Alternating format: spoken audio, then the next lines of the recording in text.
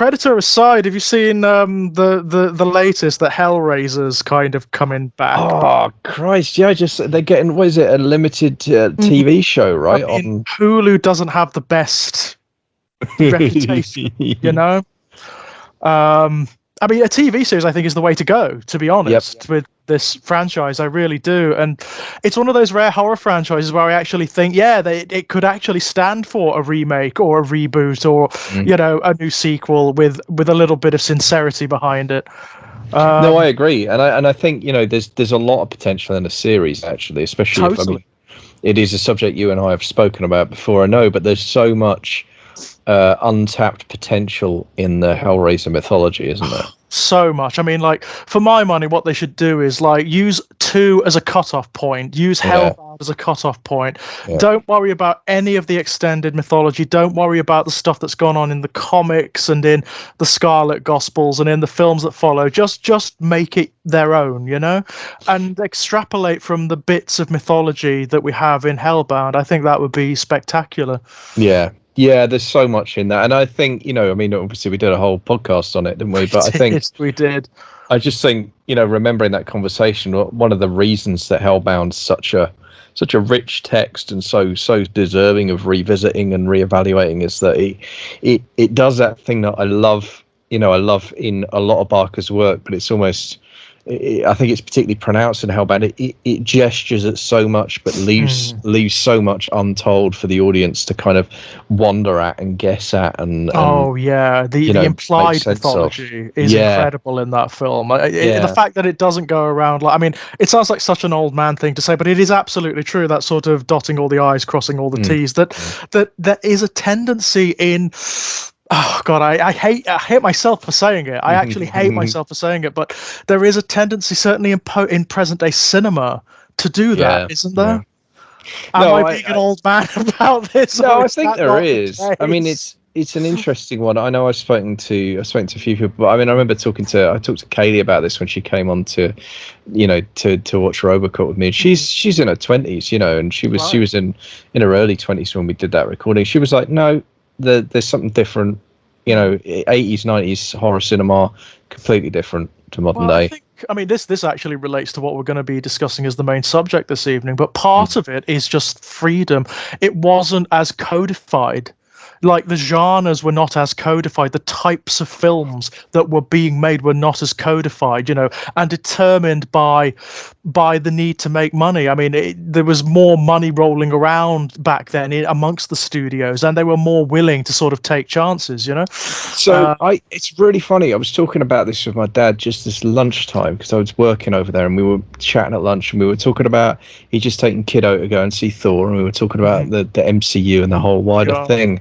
And I said, look, and I mean, not to have an entire, because you could do an entire podcast just on the politics of the MCU as a film franchise. Never mind, not even the storytelling, but just the effect of MCU politically on the film industry at large. And I don't want to go off too far down that rabbit hole tonight because we've got a place to go. But what you just said did make me think of, like, one of the things that came out of that conversation for me was the realization that, whatever the pluses and minuses of MCU, and I'm not an out hater by any means. No. There's a lot I've really enjoyed about it, but it has really heavily contributed to a climate whereby the budget for your movie is either $100 million or $1.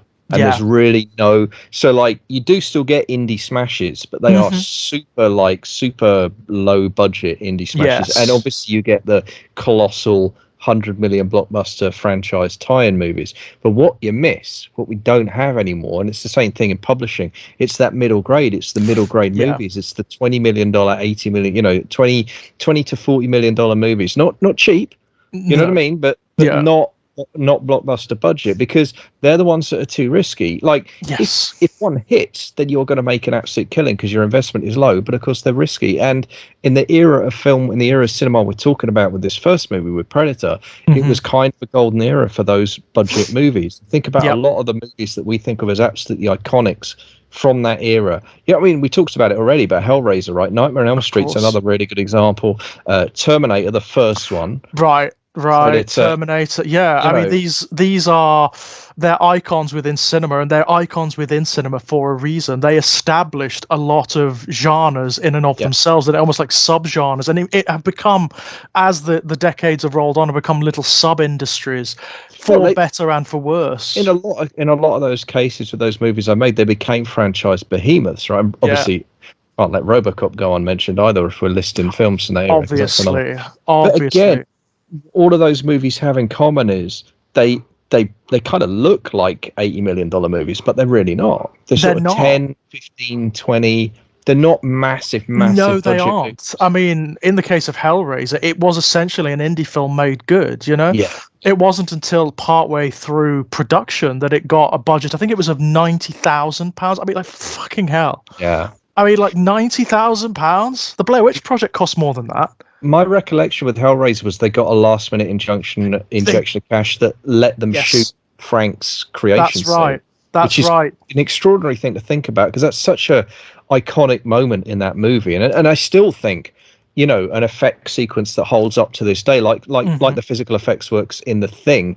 You watch that and you get a visceral reaction to it. Oh, it's incredible. I mean, I don't know what the film would really be without that sequence. It would still have something, but it certainly wouldn't be the film that it is. That is kind of the special effects crescendo, isn't it? It's an absolute masterpiece, and it's really early in the film, right? It's one of the weird ways in which Hellraiser does to kind of break all the rules, you know. It is very early in the film, and also it's all visual, so it's doing that thing of just showing you what's going on, you know. There's no implication here. It's like, no, it's not like, I mean, they could have played it as though Julia was really disturbed, right? Right. And she was imagining Frank or whatever. No, Frank is undead and is resurrected partially and is living in the attic. It's a really good point. You could you could have played it off as a clever thing, but like Hellraiser's got completely different fish to fry, and it is not interested in that. It's not interested. No, I love that. I don't think like Barker ever has been interested in that, to be perfectly honest. It's not that he doesn't do subtlety, it's just that his subtlety is not in the same vein as, say, it's like, say, The Haunting or something like that, you know, where there's a lot of ambiguity and a lot of implication as to what is really happening. Barker wants you to know what's happening. He actually does want you to see that there's a metaphysics, and that the sort of the veil of the world has been peeled aside slightly, for better or worse. I think with Barker, where the subtlety comes in is in the psychological response to the metaphysics. That's where you do see an incredible deftness, and where needed subtlety in his art. It's where he, you know, his interest in, you know, what is the psychologically real reaction to the unreal. You know what I mean? And that's where you get the finesse. You're absolutely right, because that is encapsulated in the Frank rebirth scene, because it's gross and it's horrific, like in terms of its subject and its visuals, but it's actually really celebratory, and it's also miraculous, right? So the audience are having this strange kind of very ambiguous reaction to what's happening here. I mean, even the score tells you that you're supposed to be celebrating. It's big. That's where the score swells and becomes big. The score's fantastic, because it really is anthemic, and it is. I mean, the thing about the score for me is, what I love about it is it borders almost on the choral, it borders on the religious, and yet because of the key and because of the associated imagery and because of the music that it's actually producing, it obviously isn't exactly that, but it's not exactly not that either. No, it's very strange for horror films of the era as well, right? Because a lot of horror films of the era were massively influenced by Halloween, obviously, by the score from Halloween, which is obviously just John Carpenter with a few fingers on a synthesizer. You know, that's it. Very easy, very simple, very atmospheric. It's all you kind of needed. And, you know, if you look at many of the iconic horror films from the 1980s, that's what they use. It's a derivation of the same style. Whereas Hellraiser says, nah, we don't really want that.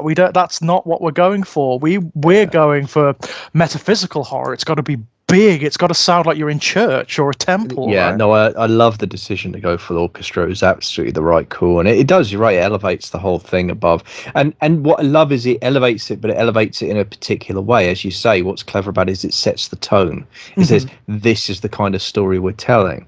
And, you know, the thing about Hellraiser is like Deal with the Devil stories. That's one of the oldest format of horror story that Faust, exists. isn't it? You know, yeah, exactly. Faust, and, before Faust, it's found in any number of folk tales and myths, and throughout human culture. This is a fundamental human oral tradition, right? The human dealing with something. It's the old Arabic tale of the jinn. Effectively, it's you're making a deal with something that you don't understand and that doesn't share your preconceptions.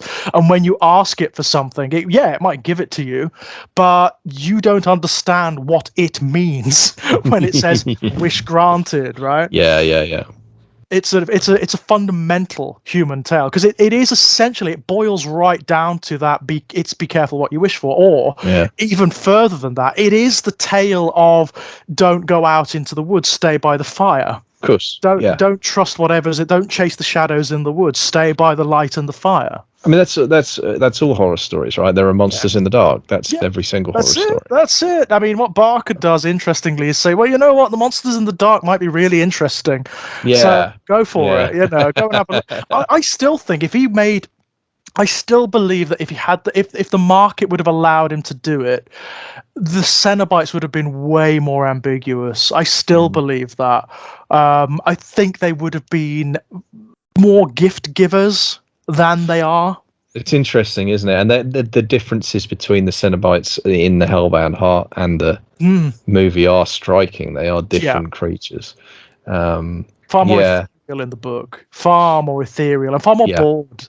Like, they don't really care about what they're doing in the book. In the book, they're just so bored of everything. Well, you get the impression in the book, don't you, that the passage of time itself is that they experience it in some fundamentally different way. It's almost the impression you get is almost like they exist outside of time.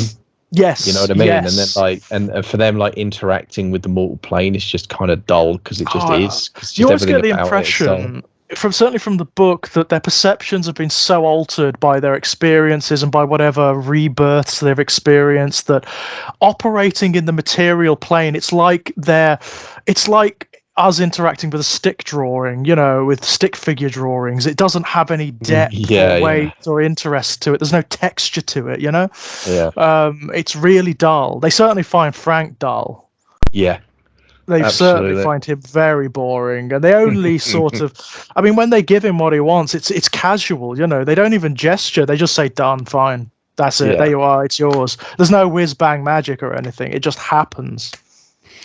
Yeah, absolutely. But I mean, it's just, anyway, it's an interesting thing for me how, like I say, that era, and I mean, Hellraiser's the exception with the soundtrack, but you're right, there's so much, the rest of it is very simple synths alongside, and that's the other thing that Hellraiser doesn't do, alongside the obligatory kind of metal track, right?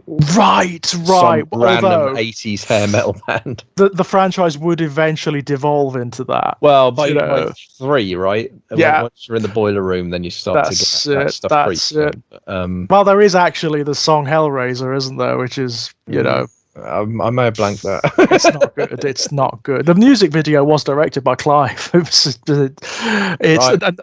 music video is actually a lot better than the film. But there we go. That's so good. There we are. Well, but funnily enough, I'm thinking about it now, because I did rewatch. In fact, I rewatched pretty much the whole franchise for the purposes of this video. But the original Predator has an interesting soundtrack too. It does. Yeah, the score is really interesting for Predator, because it's ominous. It's ominous, but it has, because the film is such a weird chimeric beastie, like a lot of films, like a lot of the films from the 80s, again, they're not as codified. They're just not as, like, the genre templates have just not become as crystallized and prescribed as they would eventually become. So this film, how would you even describe it? It's a horror film, definitely.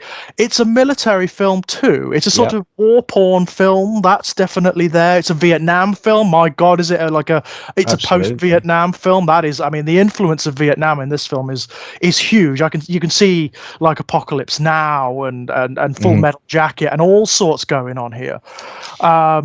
It's an action film. It's a fucking brilliant action film.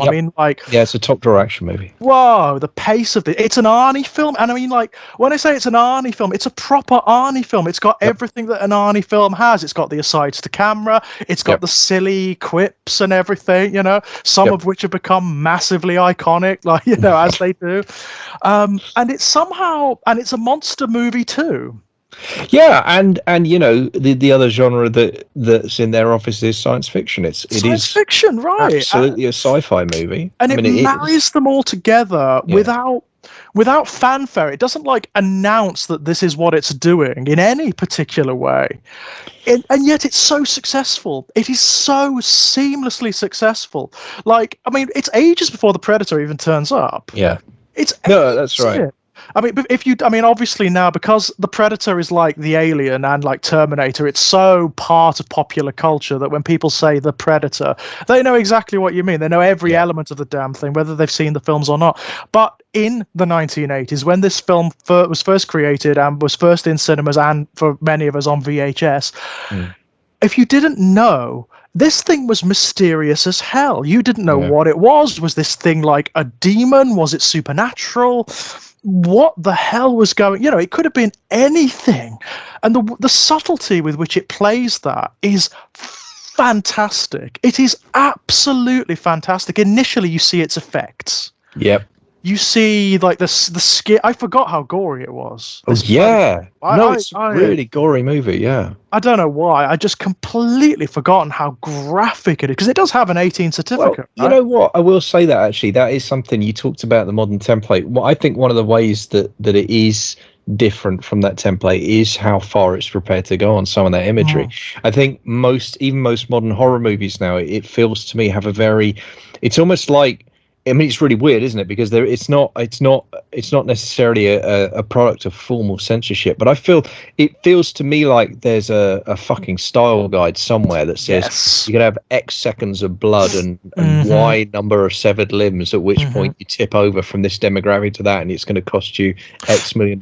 It feels like and the reason I say it feels like an equation is because when you look at mainstream horror movies now, they all seem to have exactly the same amount of shock, of jump scare, of blood, of violence, and I think there is a safeness to it. Feels like there's a safeness to modern, and look, I'm old, right? I'm in my 40s now. It may just be that I've seen enough of this stuff that I'm not shocked by it anymore. Right. But I had the same experience that you did, and we're going to be talking about two movies tonight. I think Prey, this is not meant as a criticism of Prey. I think Prey is absolutely fantastic, and actually Prey is quite gory in places. But there's really nothing happening on the level of the first Predator, the original movie. It's just, and the skinned people is quite early. That's around like the 25-minute mark. Pretty damn early, and it's really shocking, because part of it is the color palette. Obviously, I mean, the color palette of this film is green, isn't it? It's primarily green and muddy colors. It's jungle colors, effectively. Yeah. And when you see, it's Billy, isn't it? It's Billy who goes search and he finds them. My favorite character, by the way, love Billy. I liked him when I was a kid, and I didn't know why. I know I'm an adult. I get it now.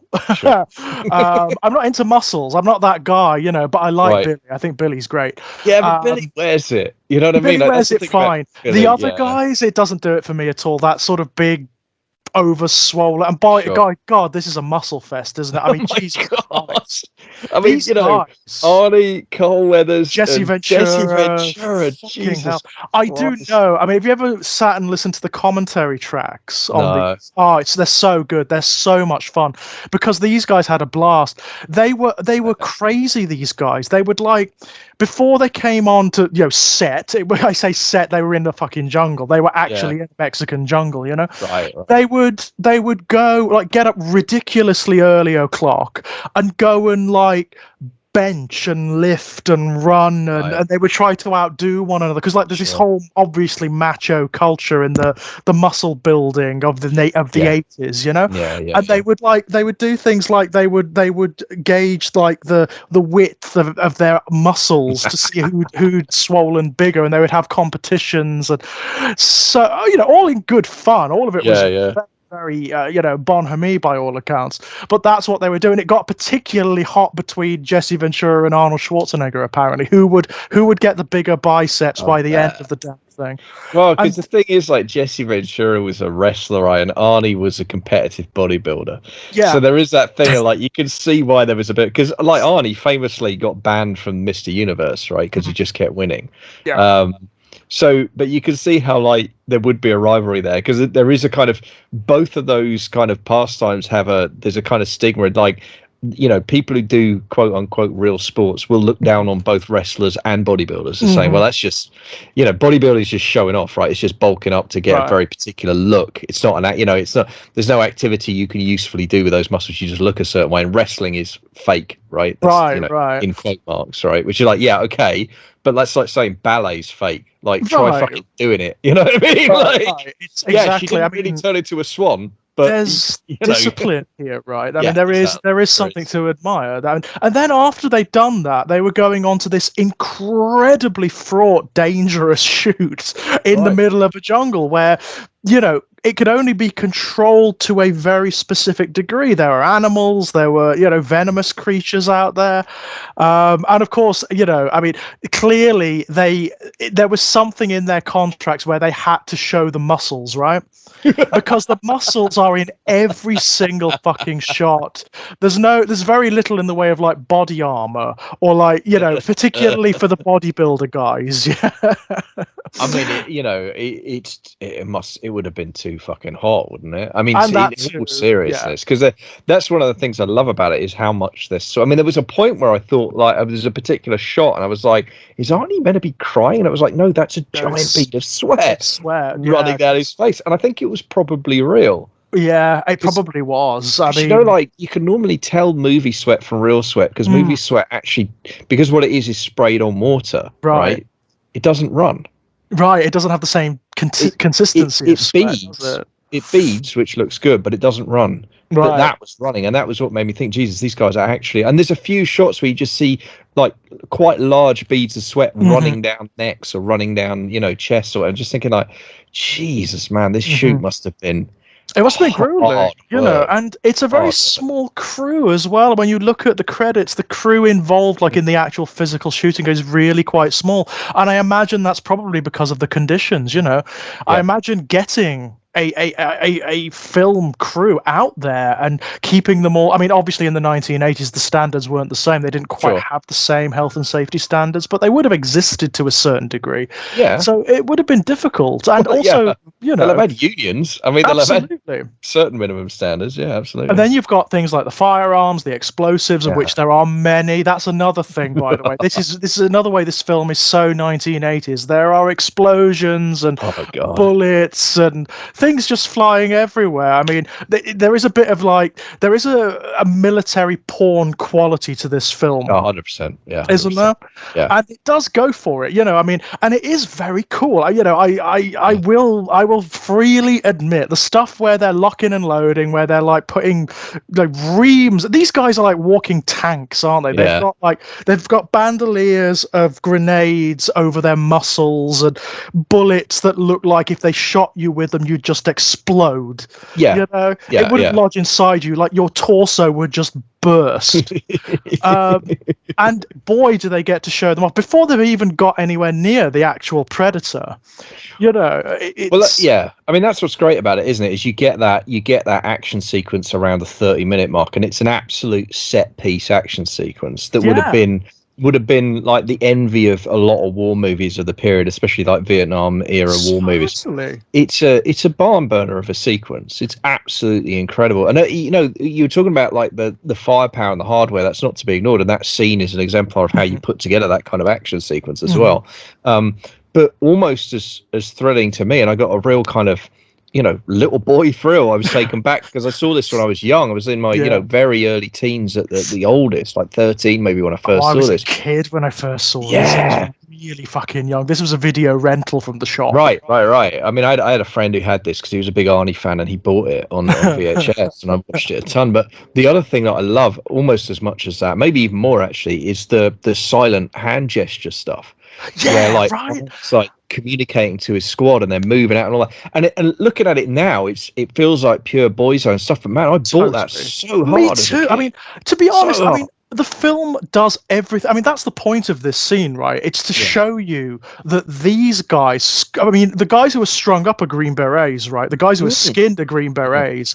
These guys, I don't even think it tells you exactly what they are. It definitely doesn't. In fact, I wanted to get into that a little bit because that's something. So, two things. So, firstly, part of my issue with watching this movie, Predator, is that this is a movie I've seen a lot of times, but it's also a movie I've seen most of a lot of times. Yeah. Because it's one of those where if I'm channel hopping and it's on, I'll often watch it. But what that means is I've seen it from a quarter of the way through or halfway through a lot. I haven't seen it from the beginning anywhere near as many times, and I was watching the setup really closely this time because I'm not as familiar with it, and it's fascinating. Isn't it just? They turn up in civvies. That's the first thing. Yeah. So, like, who are these guys? Because if they were army and they'd been ordered out there as straight army unit, they'd have turned up in uniform. You don't turn up to an army assignment in civvies. So what's that about? And there's the whole conversation, you know, with Dylan in that opening scene, and it's clear there's a history, and it's clear that they're sort of friends, but there's also a little bit of mistrust and what have you. It's clear, you know, Dylan's wearing the suit, right? So he's taken the. I mean, immediately, given like the standards of 1980s films, the guy who's from the CIA in the suit is the something sketchy. He's suspect. Yeah, absolutely. But I love there's that whole thing about oh, you know, great work in Berlin. Yeah. And then he says to Arnie, why didn't you undertake? I can't remember where the job was, but why didn't you do the whatever it was, Lebanon job or something? And he's like, well, I'm not an assassin, right? He says, I'm not an assassin. That's not what we were. A rescue. And it's like, what? Yeah, who are you guys? What are these guys? I mean, the whole film, like the first 20 minutes of the film are about selling the myth of these guys. There are black ops, and then there are these guys, right? And what I love is they're clearly an elite unit. They're clearly army affiliated, but they're also clearly not in the army power structure, because if they were, they'd turn up in uniform and they'd just go where they're fucking ordered. The fact that they have to create a story, fabricate a story to get them in. So what does that tell you about that? And it's just, it's not ever explained, which I love.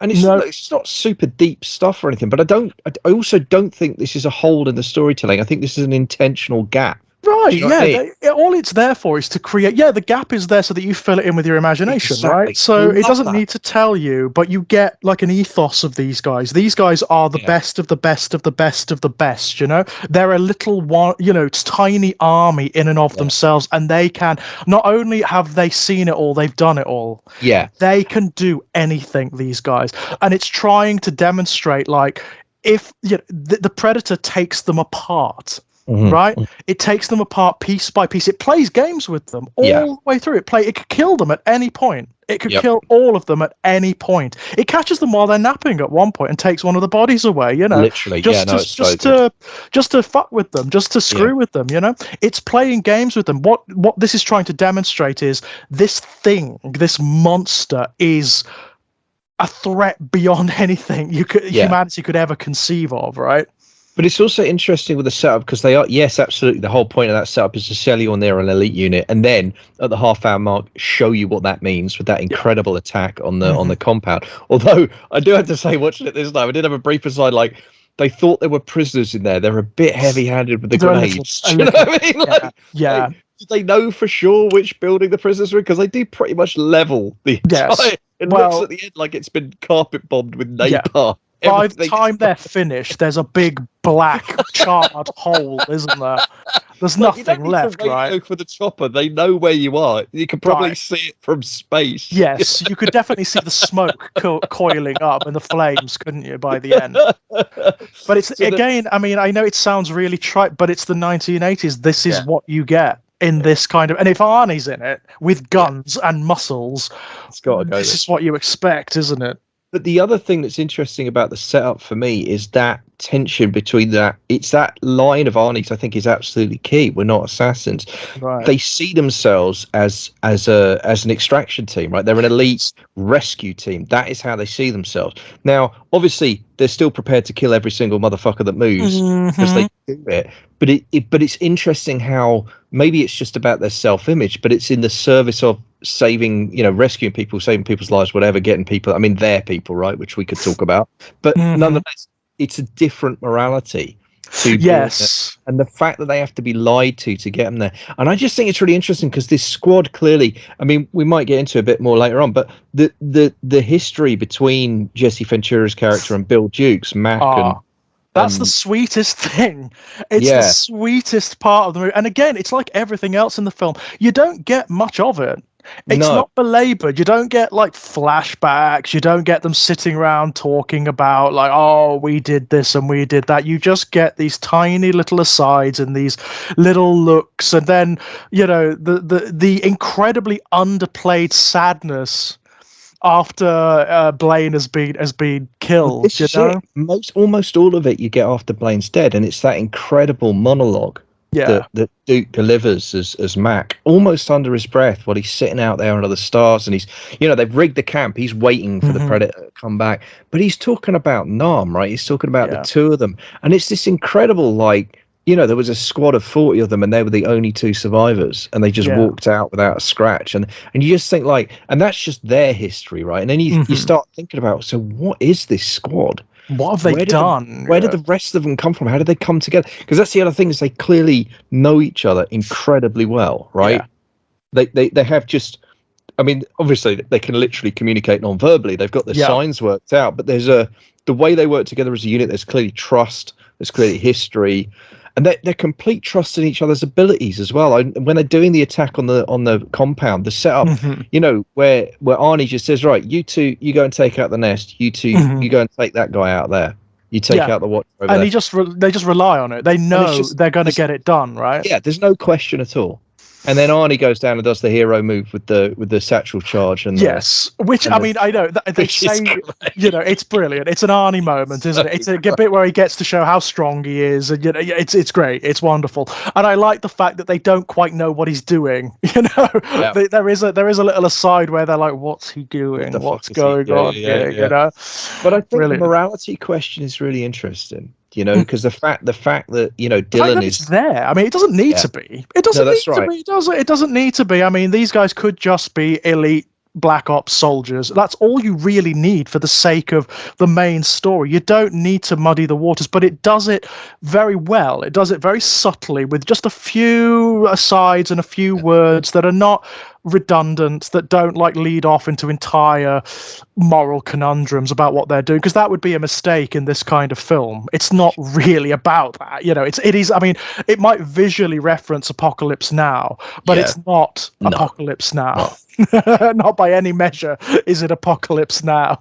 But the other thing I found interesting watching at this time, and I actually haven't seen all of Arnie's 80s output, because some of it I don't have much time for, to be perfectly honest. I can understand that. I think the good stuff is great. I mean, I love this. I love Terminator, and I love, I mean, Total Recall, obviously, but that's great. Verhoeven. I mean, what are you going to do?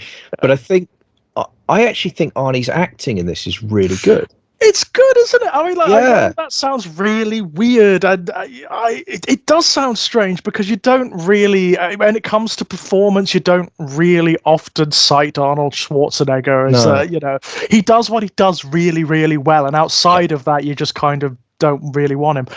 But he's really good in this. There's a lot of, there is, I mean, it is not like a dense psychodrama. There's not like massively complex relationships going on here, but it does have more than you would expect from the type of film that it is.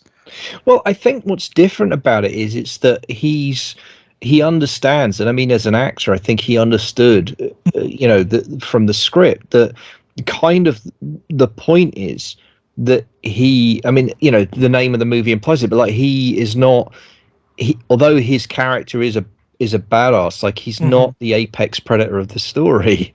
Yeah. Do you know what his name is? The character's name? It's they call him Dutch. They call him Dutch, but do you know what his name is? No. His name is Alan. Oh, wow. Yeah, right. That's great. How great is that? I only found that out from the bloody IMDb page earlier. His name is Alan. Alan. Oh, Dutch. Yeah, that's big, yeah, isn't it? Fine. Dutch is like, but Alan. His name is Alan. Alan beat the Predator. Yeah, I'd go with Dutch if I was. I'd go with Dutch as well. I mean, it does finish your myth a little bit, doesn't it? But what I love in it is there's a few quiet moments, especially actually when he's kind of sleuthing out Dylan's bullshit. You know, there's the moment when he gets dog tags off the corpses, and he's like, I thought you said there was no one else coming, you know? And he kind of gets it almost immediately, doesn't he? You can see there is a subtle turn in Arnie's performance, and it's all facial, it's all in his eyes, where you can see, you're bullshitting us. Yeah. I know that you're bullshitting us, and I'm going to find out. Yeah, and his attitude towards Dylan pivots from that point on, actually, if you look at his performance. But there's also, like, as he realizes that they're being hunted, and it's also, like, it's actually quite neat, because it's what we were talking about earlier. It's that thing about, like, it's actually quite, I mean, I struggle with this with my own writing, which is why I don't write supernatural horror that often. I think there's a real challenge about actually trying to portray a psychologically real response to the unreal, because fundamentally we don't know what a realistic psychological response to the unreal is, because the unreal doesn't happen. All it's we have very is the difficult, real. and especially in this kind of fiction, right? Because you've got these guys who are, in many ways, they're the ultimate realists. They're the ultimate cynics, because they've seen such, incredibly stark realities. They're certainly very, very committed materialists, because that's the plane on which they live and die, right? I mean, that's like... They can't be anything else, can they, really? Exactly. They can't be anything else. They have to assess what's going on around them. Otherwise, if they're not living in the real world, they're going to die. They're going to end up, or worse, mutilated, captured, whatever. But that's where the grounding comes in, especially for Dutch's character. He sees this in very practical terms. When some of the other characters are saying, they're denying it. They're saying, like, oh, it's just 2 or 3 men out there. And then you've got, on the other scale, you've got Billy, who's like going, like, kind of losing his mind a little bit, seeing it as like a demon or something. Dutch sees it in practicalities, right? Yeah. He doesn't really care what it is. No. He just knows what it's doing and what it's capable of. But he's not rejecting the evidence of his own eyes either. And a thing that's interesting about Billy is, arguably Billy does have a clearer view of what's going on than most of the other characters for most of the movie, really, if you think about it. And that's interesting. That's because he does have that metaphysical space to call on. Yes. He does have that metaphysical understanding of the world. And although the creature itself is not metaphysical, it is unnatural by most, it is... Yeah, it's not of this world, exactly. Is it? It's definitely outside the sphere of human experience. So because Billy's able to assimilate the possibility of metaphysics, he actually does get closer to understanding what's going on for most. And I like the fact they kind of build that element into Billy's capacity. So he's essentially the tracker of the group. He can look at the landscaping, and he can look at a situation and kind of dope out exactly what's happened, how many men were there, what they were doing.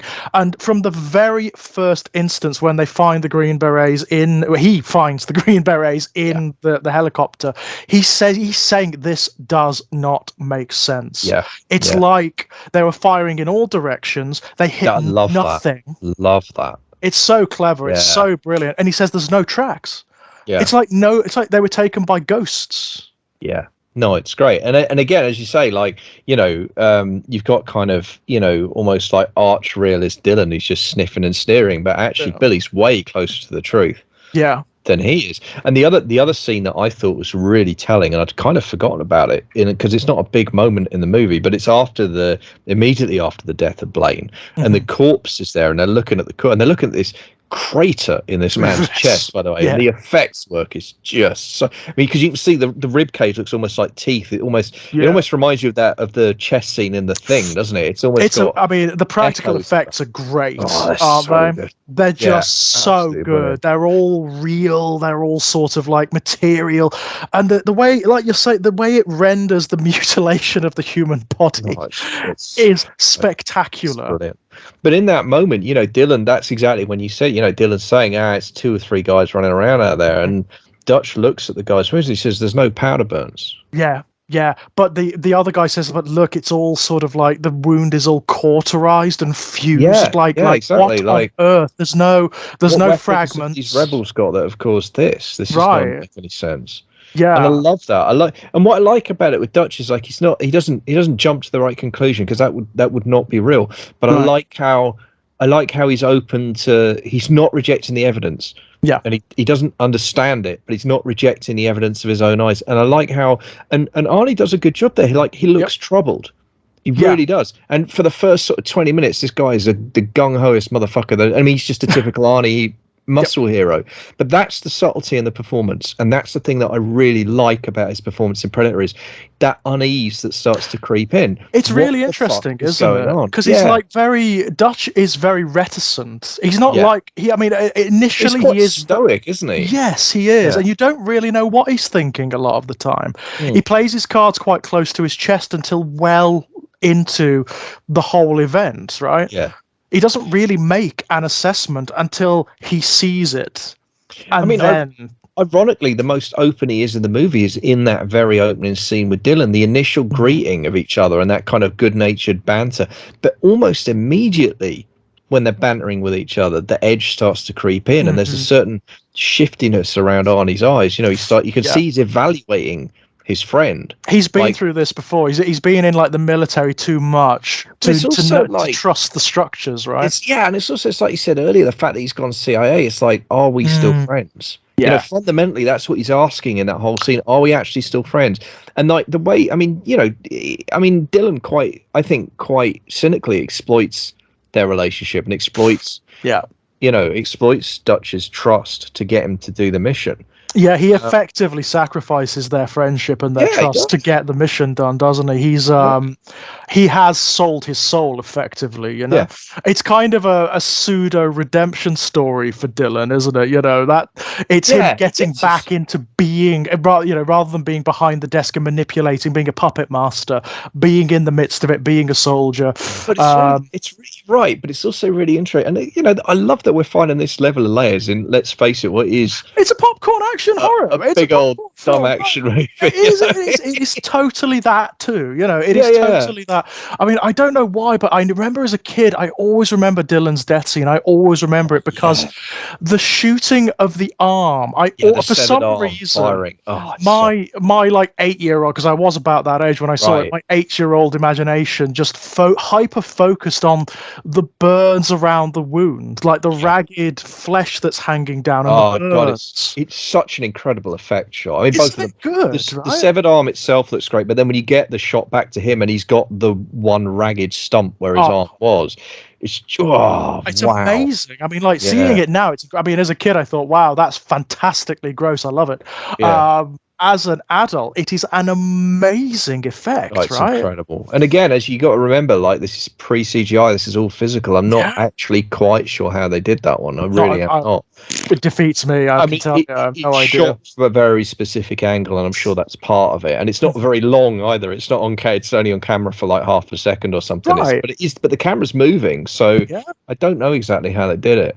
I think good bit of work. It's a great bit of work. But to go back to your point, because I think it's really, really interesting, it's like there's also a level on which, part of how, and I don't know if this is in the thinking and the writing, but part of how Dylan gets Dutch past his trust barrier is by telling him he's going with him. Yeah, because you can see Dutch is suspicious in that whole scene, and I think what sells Dutch on it being a real thing is Dylan saying, "I'm coming with you." Yeah. And that's part of the manipulation, isn't it? Yeah, exactly. It's part of the manipulation. And of course, he is also genuinely courageous at the same time. Yes, it's a very complex thing that Dylan's got going on, isn't it? And of course, he becomes a liability. I mean, there is a point where which character is it? I can't remember which one of the party it is, but they tell him basically, if you keep making noise, I am going to kill you here and leave you. Yeah, that's right. And I think that is just before the raid. Yeah. Yeah, and then there's another, obviously, and then he takes the prisoner, and that's a whole other thing of that's a whole other seriously. Yeah, right. It's I mean, again, it's another one of the complexities, like her relationship. I mean, technically, she's part of this. We don't even know who these guys are. We don't really have any idea of what they're actually. There's some sort of insurgent groups in somewhere doing something, setting something up, right? Yeah. But her relationship with them is very complex as well, because it becomes a matter of survival, right? She sees the predator very early on, and understands that this is not anything, that this is outside of our politics, right? Yeah. So my best chance is to be with these guys, even if I am a prisoner. Mm. Yeah, no, that's right.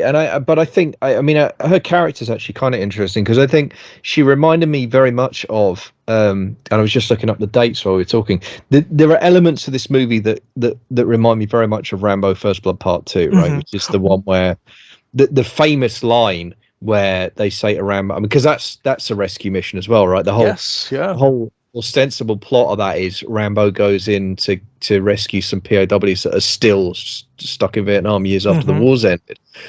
Interestingly as well, actually, is betrayed by his CIA handlers. It's like structurally very familiar story, right? Very familiar story. But there's also actually in Rambo 2 there is a love interest as well, and she's and they're similar sort of characters, I think, in a lot of ways. And it was interesting.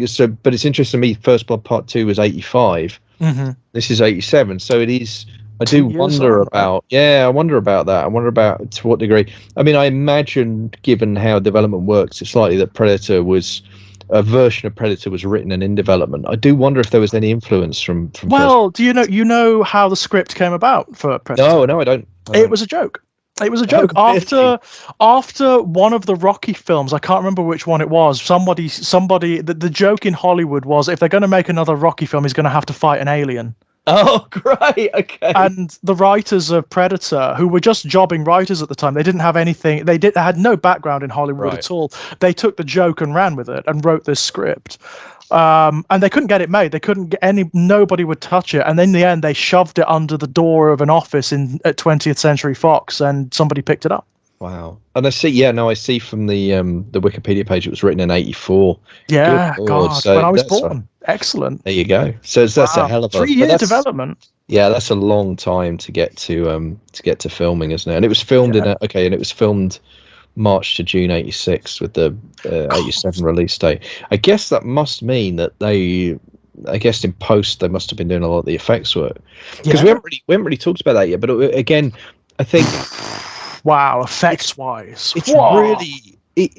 the thing that I have to keep reminding myself watching this is pre-digital. Yes, pre-digital. I mean, it does the best things that special effects can do. This is a real problem. Again, oh God, it's old man time again. This is a real problem with post-CG cinema. Yeah. They try to draw attention to the fact that they're creating special effects, right? And the whole point of a special effect is not to do that. Yeah. It's to create verisimilitude. It's to make you believe that whatever it's trying to portray is real. This is a real problem in the Marvel films. It's a real problem in a lot of fantasy films, This is a special effect. This is created by CG. This is, isn't it impressive? No, you don't want to do that. And this is something this film does beautifully. It really has like weight and texture and feeling. Like all of the gore feels real, all of the human bodily mutilation feels real. The thing that always gets me, and it's a redundant part of the film. It's a scene that doesn't need to be in there, and all it does is layer texture into the mythology of the alien itself, of the Predator, and it just shows you a little bit of what you're dealing with. It's after they've wounded it, and you get that wonderful scene where it does a bit of first aid. Oh, it's patching itself up. That's so friggin' amazing. Oh, it's fantastic. Friggin' amazing. It looks so real, and the medical equipment looks familiar enough, but alien enough to work. It's so brilliant. Yeah.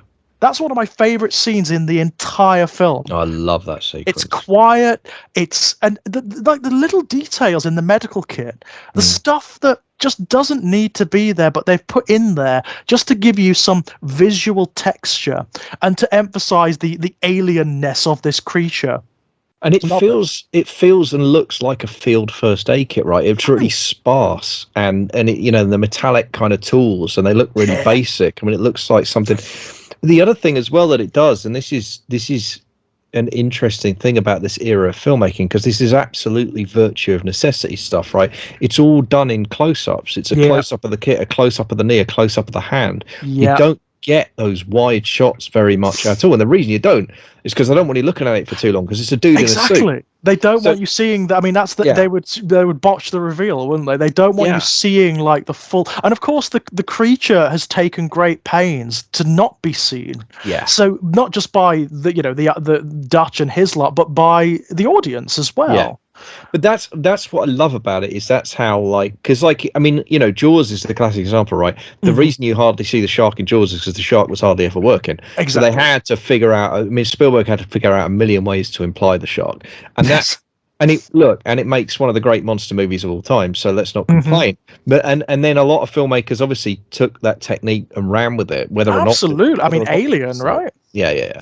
Whether Alien or not the monster works, you run with that because it works so well. But it's so great in this because, as you say, the cleverness of it is that it makes sense in fiction. Yep. You know, and you feel almost like you feel like you're almost a part of the movie. The fact that you can't see this thing clearly. It's that wonderful thing. I mean, I know that, we've said this is a big 1980s popcorn extravaganza, but there are some really clever subtleties to this film, and part of it is its relationship to the audience. So with regards to the Predator itself, it's this very subtle game where it's just leading you along, by the finest of strings, and it's just giving you enough, just tiny little bits that suggest what this thing is.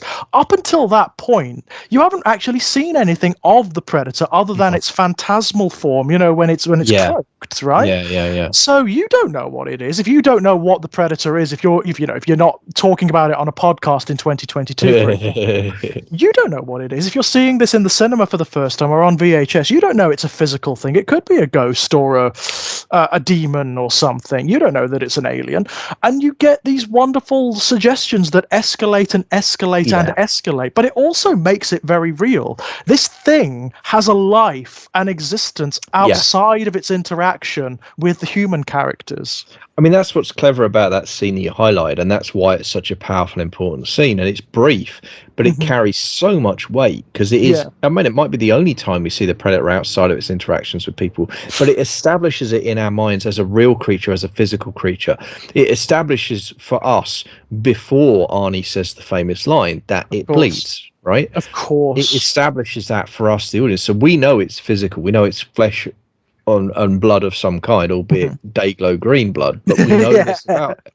And we know that it feels pain, right? Because at the end, it gives itself a shot and it yells, right? It hurts. I mean, this thing can be wounded. I mean, don't get me wrong, it's a badass. It's a real badass, this thing. But it needs to stitch itself up. I mean, one of the nastier implements it uses is like a medical clip. That it inserts into its leg, and when it does, it clearly hurts because the thing screams. Bellows. Yeah, absolutely. By the by, one of the things I learned from the Wikipedia page, who does the voice of the Predator? No. It's Peter Cullen. It's Optimus Prime. Wow. It's Optimus Prime. I mean, how much more 80s can you get? Optimus Prime is the voice of the Predator. I did not know this. That dude got the best gigs, didn't he? Didn't he just? That's just ticking off the icons there. Just casually ticking off the icons. It is a case of like how much more 1980s could it be? The answer is none. None more 1980s. That's it. Bloody hell. How did I not know that? How have I not known that for 30 odd years? How have I not known that Peter Cullen, so funny. Was the Predator? But going back to what you're talking about the reveal, I mean, one of the things that I think the movie does so well is the way it parcels out the reveal of the Predator, the way it plays it out. You get the skinned people, that's your first hint, and then you get that wonderful sequence after the big explosive attack on the compound, right? After they've leveled that, you suddenly get the Predator POV. Oh, which is, I mean, the POV stuff for me is some of the best stuff in this film. I love it. And it must have been a nightmare. I mean, it was animated, right? Because it had to be. It's not. I don't think that. It's not real thermal camera. It certainly is not in any way. They had them back then. No, I don't. I may be wrong, but I don't think, like, outside of maybe some like military psyops thing. I bet like level 17 of the Pentagon had them, but I don't think they were. I don't think Hollywood could get them. It's cool, isn't it? It's so like. Again, it's selling to you this thing is more than you think it is. Yeah. It sees in this alien spectrum, and also the way you've got like the voice recording down the left-hand side that fluctuates, where it mimics My favorite thing with that whole setup, I mean, I love all of that, but I love the symbols on the side next to the recording, because that's alien language. Right. You get the callback later with the countdown, which is one of my favorite things. And I love Arnie staring at it, going like, what the fuck is that? And then he sees the lights go out and he's like, oh shit, it's a countdown, right? Yeah. I love that. But it's so, again, what I like about that is it's just there. Yeah. There's no handy explanation, but it's just, it trusts the intelligence of the audience that you're going to look at that and say, okay, well, that's an alien language. That's what it doesn't tell you anything. Like, there's no point where it says, oh, it's mimicking people. There's no character that says, oh, it just leaves you to work it out, right?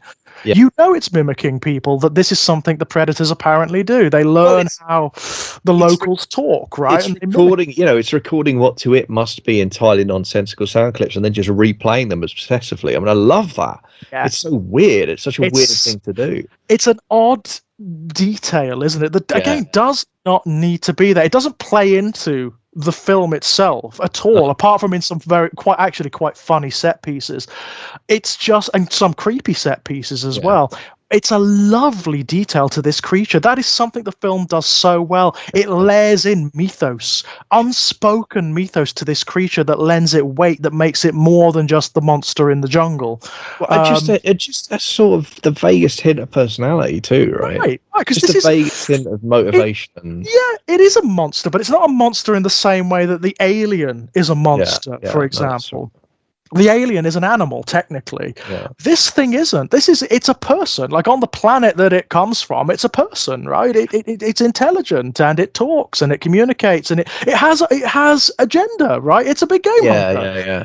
It's a big game hunter.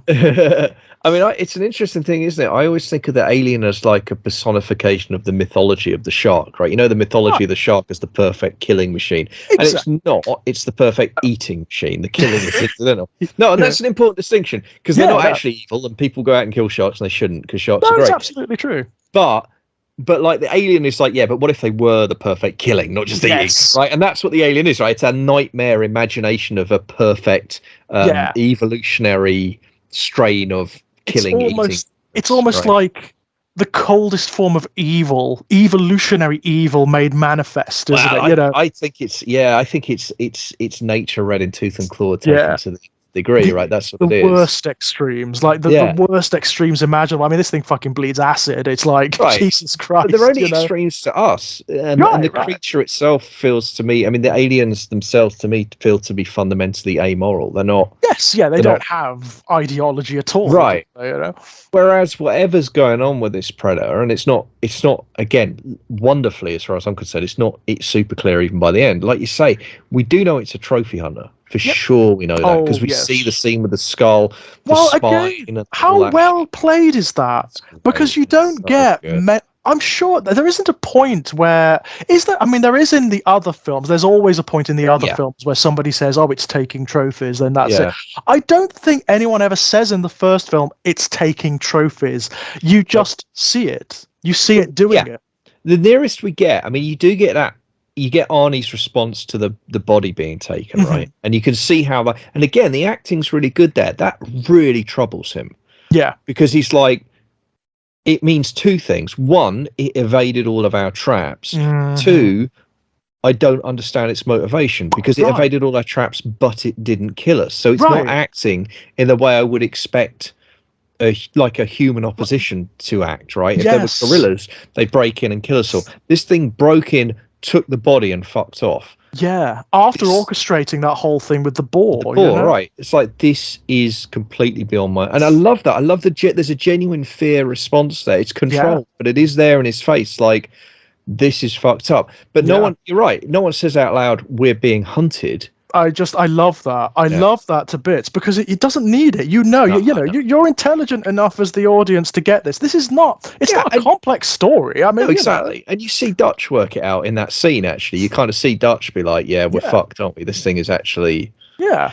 And it makes it explicit a little later. Of course, you do see the scene where it's brilliantly graphic, where it digs its claw into the back and rips the spine of the skull out. So great. And then the level of detail, of cleaning the skulls, right? Oh, you're right. That's fucking brilliant. It's so awesome. Good. That I just love that to bits. It's such a wonderful detail. Again, doesn't really need to be there, but it just gives you a little visual clue as to what this thing is doing. But the other thing I love is later on, right? Like later on when they're in just before we get the wonderful get to the chopper line, which is where Arnie puts together that if the woman stays unarmed, it won't hurt her. Yeah, because it's not interested.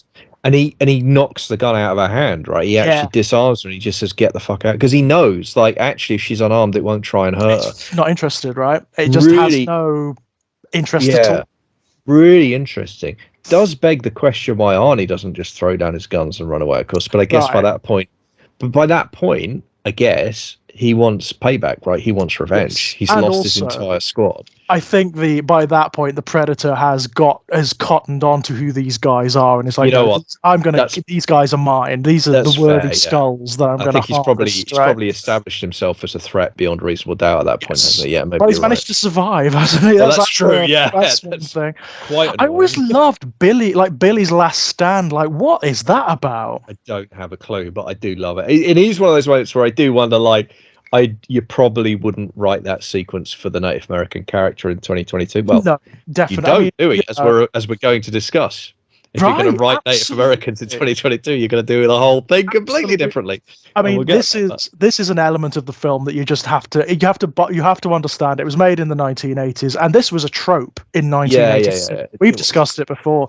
The sort of the slightly spiritual ethnic minority character that knows what's going on and has some connection to the mysticism of it all. And the phrase that was used in criticism, and it has fallen out of favor because the term itself is problematic, but the phrase was noble savage, right? Yes, that's the essential trope that we're discussing here. And Billy does, I'm afraid, fall into. Now, I think it's one of those things where you can look at it. I think it's important to do this as well. I think you can look at it and say you can say two things about Billy. One, absolutely falls into that trope and some of the problems of that trope, and it's not how you do it today, and it's problematic for a number of fairly obvious reasons. Two, for the time the film was made, it was relatively progressive, and that doesn't excuse the problems. But it was. It's both at once, right? It's kind of true. I mean, like, the Dutch's entire team is kind of progressive in certain ways. I mean, in some ways they're very much not. There's the the casual 1980s homophobia, which is just part and parcel, as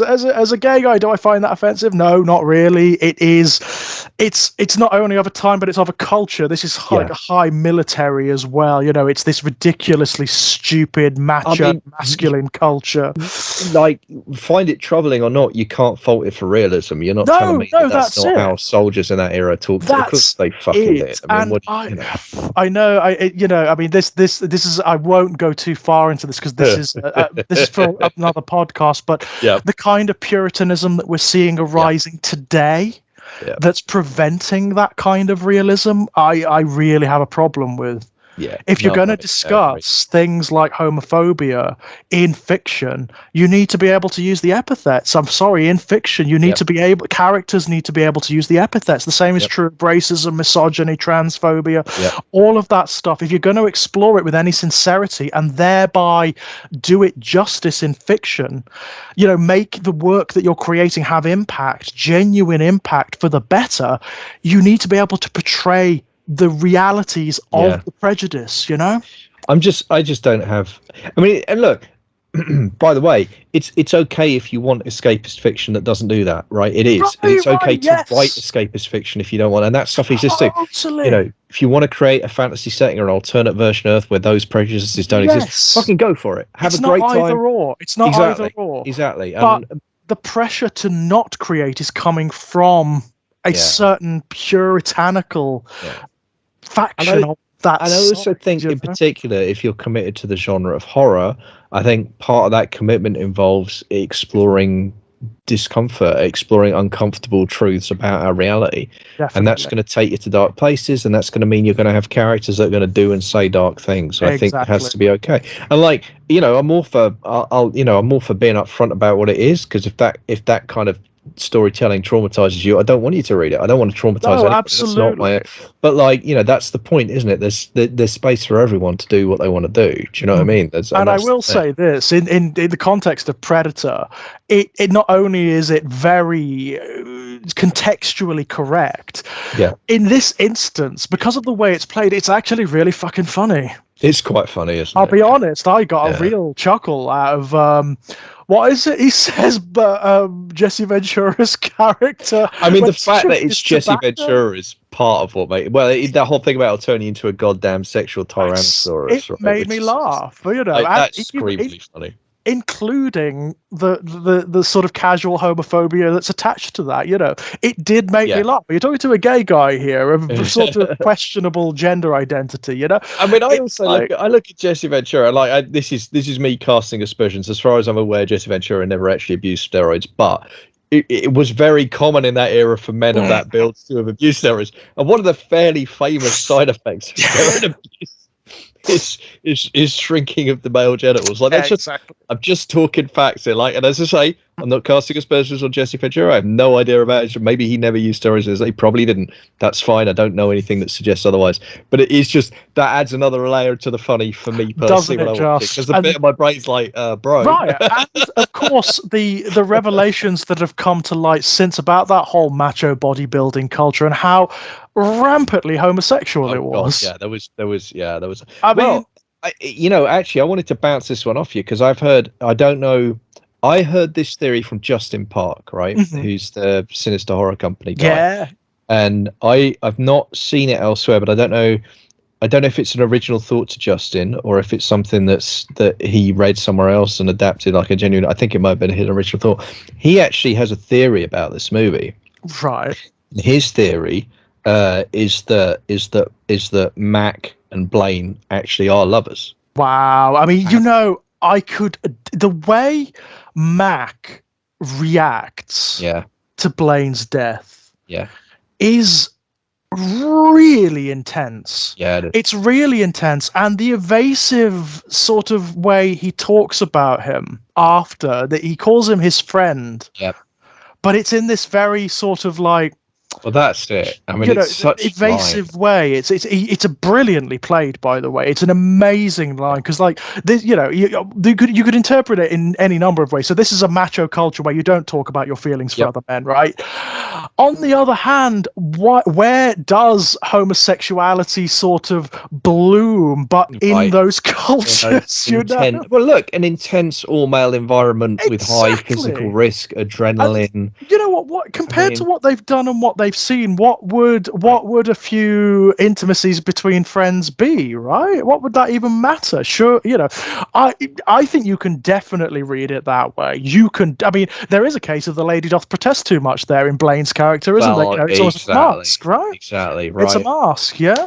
Or even like, I mean, if you really want to go for it, right, it's that playful thing of reclaiming the slur, right? Just being fuck you, do you know what I mean? Like, I mean, I don't know, but you could. You could read it that way.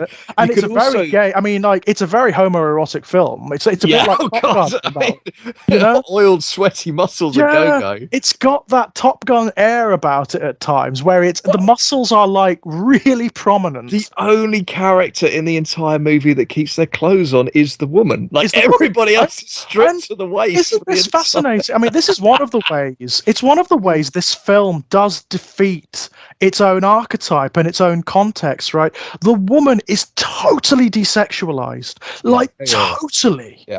There is not even a hint of anything sexual, romantic, nothing of it about her as a character or about her interactions with this all-male cast, right? And she's such a fucking interesting character too, because we never really get to the bottom of who she is. We never get to the bottom of what she's doing in that village, whether she's aligned formally with the rebels or whether she was a prisoner or what, her status is. It's fascinating. And obviously she's important to the story because she's the one who can tell the story later on of like, actually, this shit's been going on for a while. Mm-hmm. Anytime it gets really, really hot, this thing starts to hunt, basically. We start to lose people, and they start getting skinned and what have you. So like, she's important for that. But I love the ambiguity around her. I think is really interesting. I know the only other thing we know is that she tries to escape like 3 fucking times. Yeah, and is ironically defeated by the Predator most of it. Yeah. But I also love. I mean,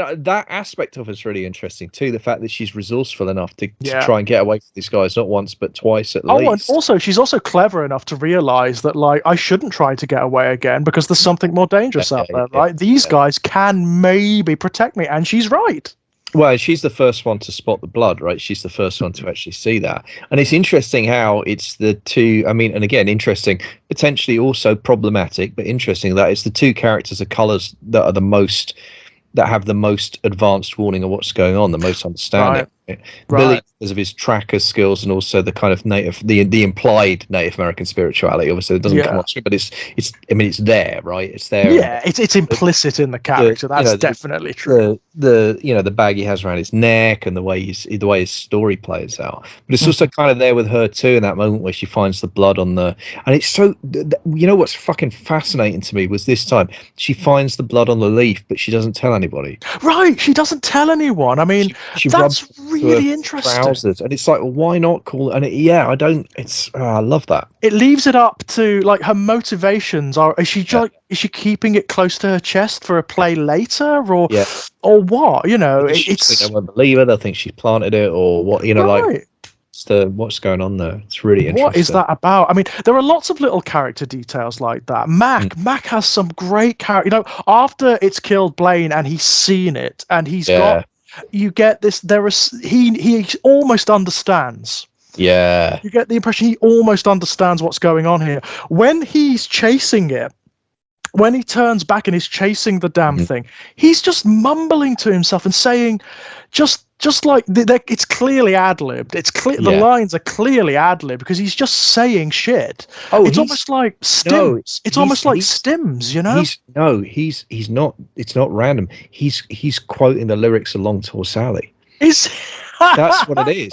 You don't recognize it because he's speaking them rather than singing them, and they don't, and they're fucking weird. The lyrics to Long Tall Sally are actually quite bizarre, but that's what it is. And he's not singing them; he's just speaking them. So it feels brilliant.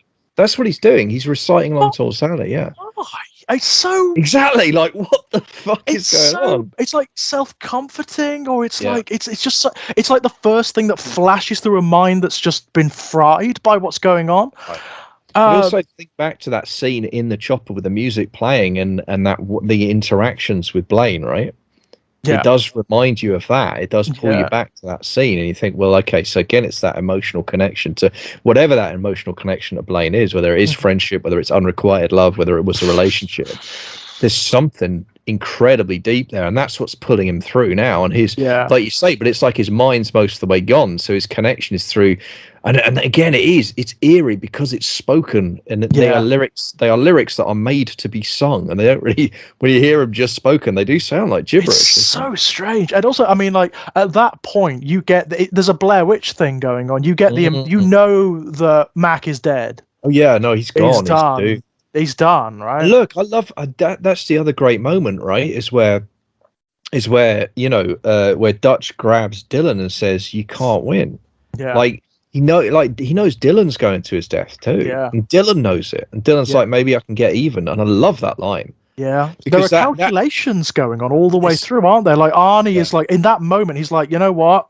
There's no time for emotion or for it. We've just got to let it ride, right? Maybe they can buy us time to get away. At that point, Dutch has got an injured man, right? And that's his priority. Is good because that's the other thing. Like, I love the priorities. Like Dutch's first instinct is, no, fuck it, we stay and fight. Like his instinct is, we hole up, we create a defensive position, we wait for this fucking thing to come to us, we create an avenue, and then we kill it, right? Like he sets a trap for the predator, and there's that wonderful line where it's like, what, Dylan's like, he's not coming, what are you gonna do? What are you gonna do for bait, and then Arnie fucking walks out into the clearing.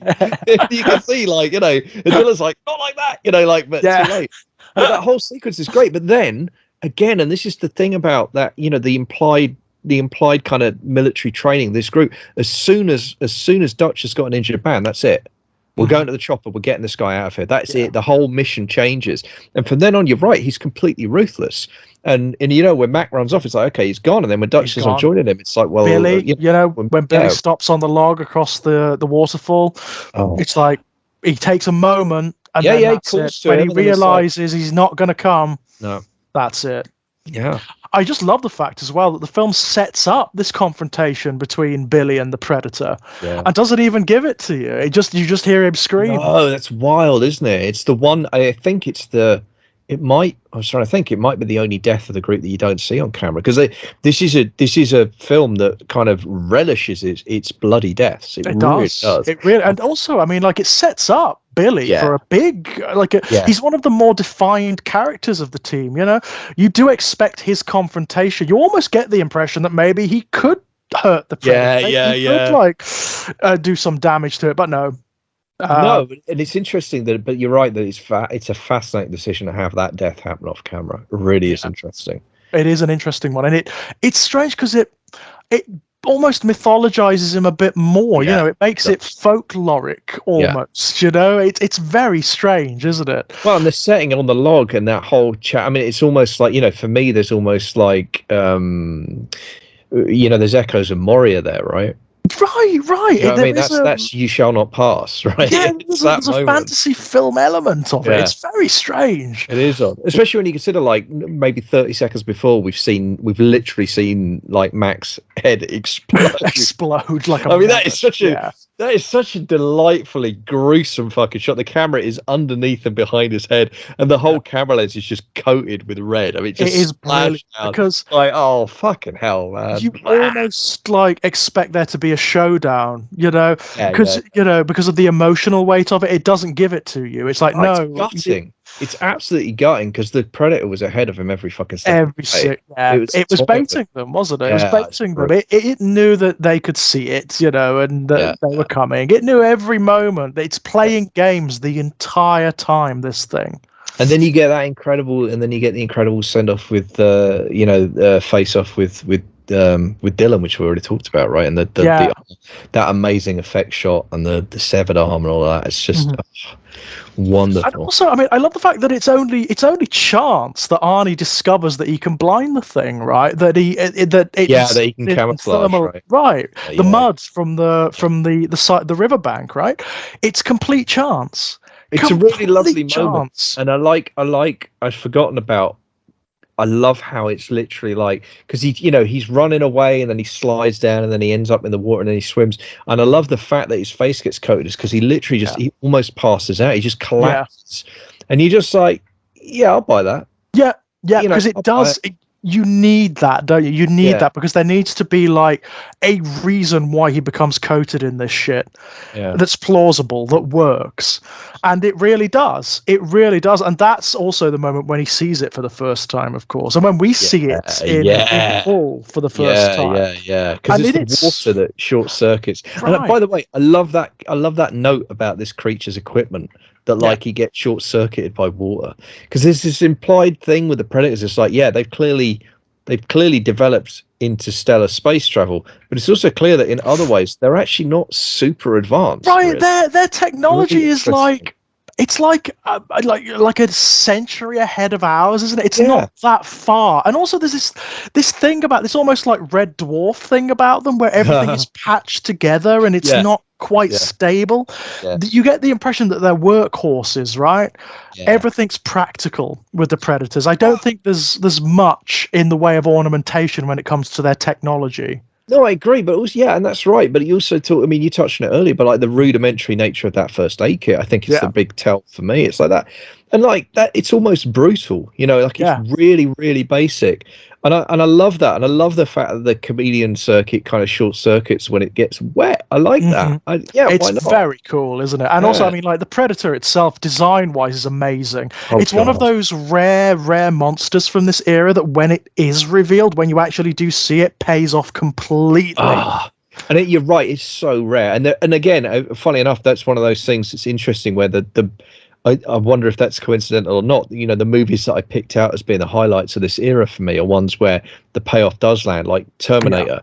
Of course. Fucking robot I mean, yeah, it's stop motion, but it looks absolutely amazing. The design is out of this world. It's amazing, isn't it? I mean, Total Recall doesn't have a monster, but the alien stuff in it looks fantastic, and there's some great effect. I mean, the head, the robot head that comes off Arnie, the disguise head. I mean, it's great. It's brilliant, right? But it works. I mean, that's what I mean. Like, those moments of realization really pay off. And obviously, people who listen to this have heard me go on about Robocop until the end of time about how fucking amazing the effects in that film are. But they are. No, they are. Yeah, I mean, that's not like a matter of distortion or sentiment. No. They're actually very impressive indeed. The reveal shot of Robocop, the shot of the toxic waste guy, the helmet removal scene in Robocop. These are all some of the best, and the thing as well, right? These are all just some of the best physical effects that anyone's ever done. And the Predator is up there, right? The design of this fucking creature, when you finally see it, not sat in a tree, but walking out of the water towards Arnie. It's just it's still like, it's a goosebumps moment, isn't it? Right. It's a fucking holy shit. And they just sell it to the nth degree, don't they? They've not only have they built it up to this point, but then you've got all that wonderful stuff with the mask coming off, where there's the valves that it needs to disconnect, where all the vapor comes out, and the sounds of it. It's just wonderful. I tell you what I love about that, when the mask comes off and it shows you from the Predator's POV, and it's almost blind. Yeah. Without the mask. So the mask is just, so it's almost like the idea is that the mask provides an internal atmosphere similar to the Predator's atmosphere that allows it to see clearly. But without that, whatever it is, gas, vapor that was covering its eyes, it can't see properly. It's like human, where it's like when we wear goggles so we can see clearly underwater, and without it we can only see really blurred because our eyes can't really cope with being underwater.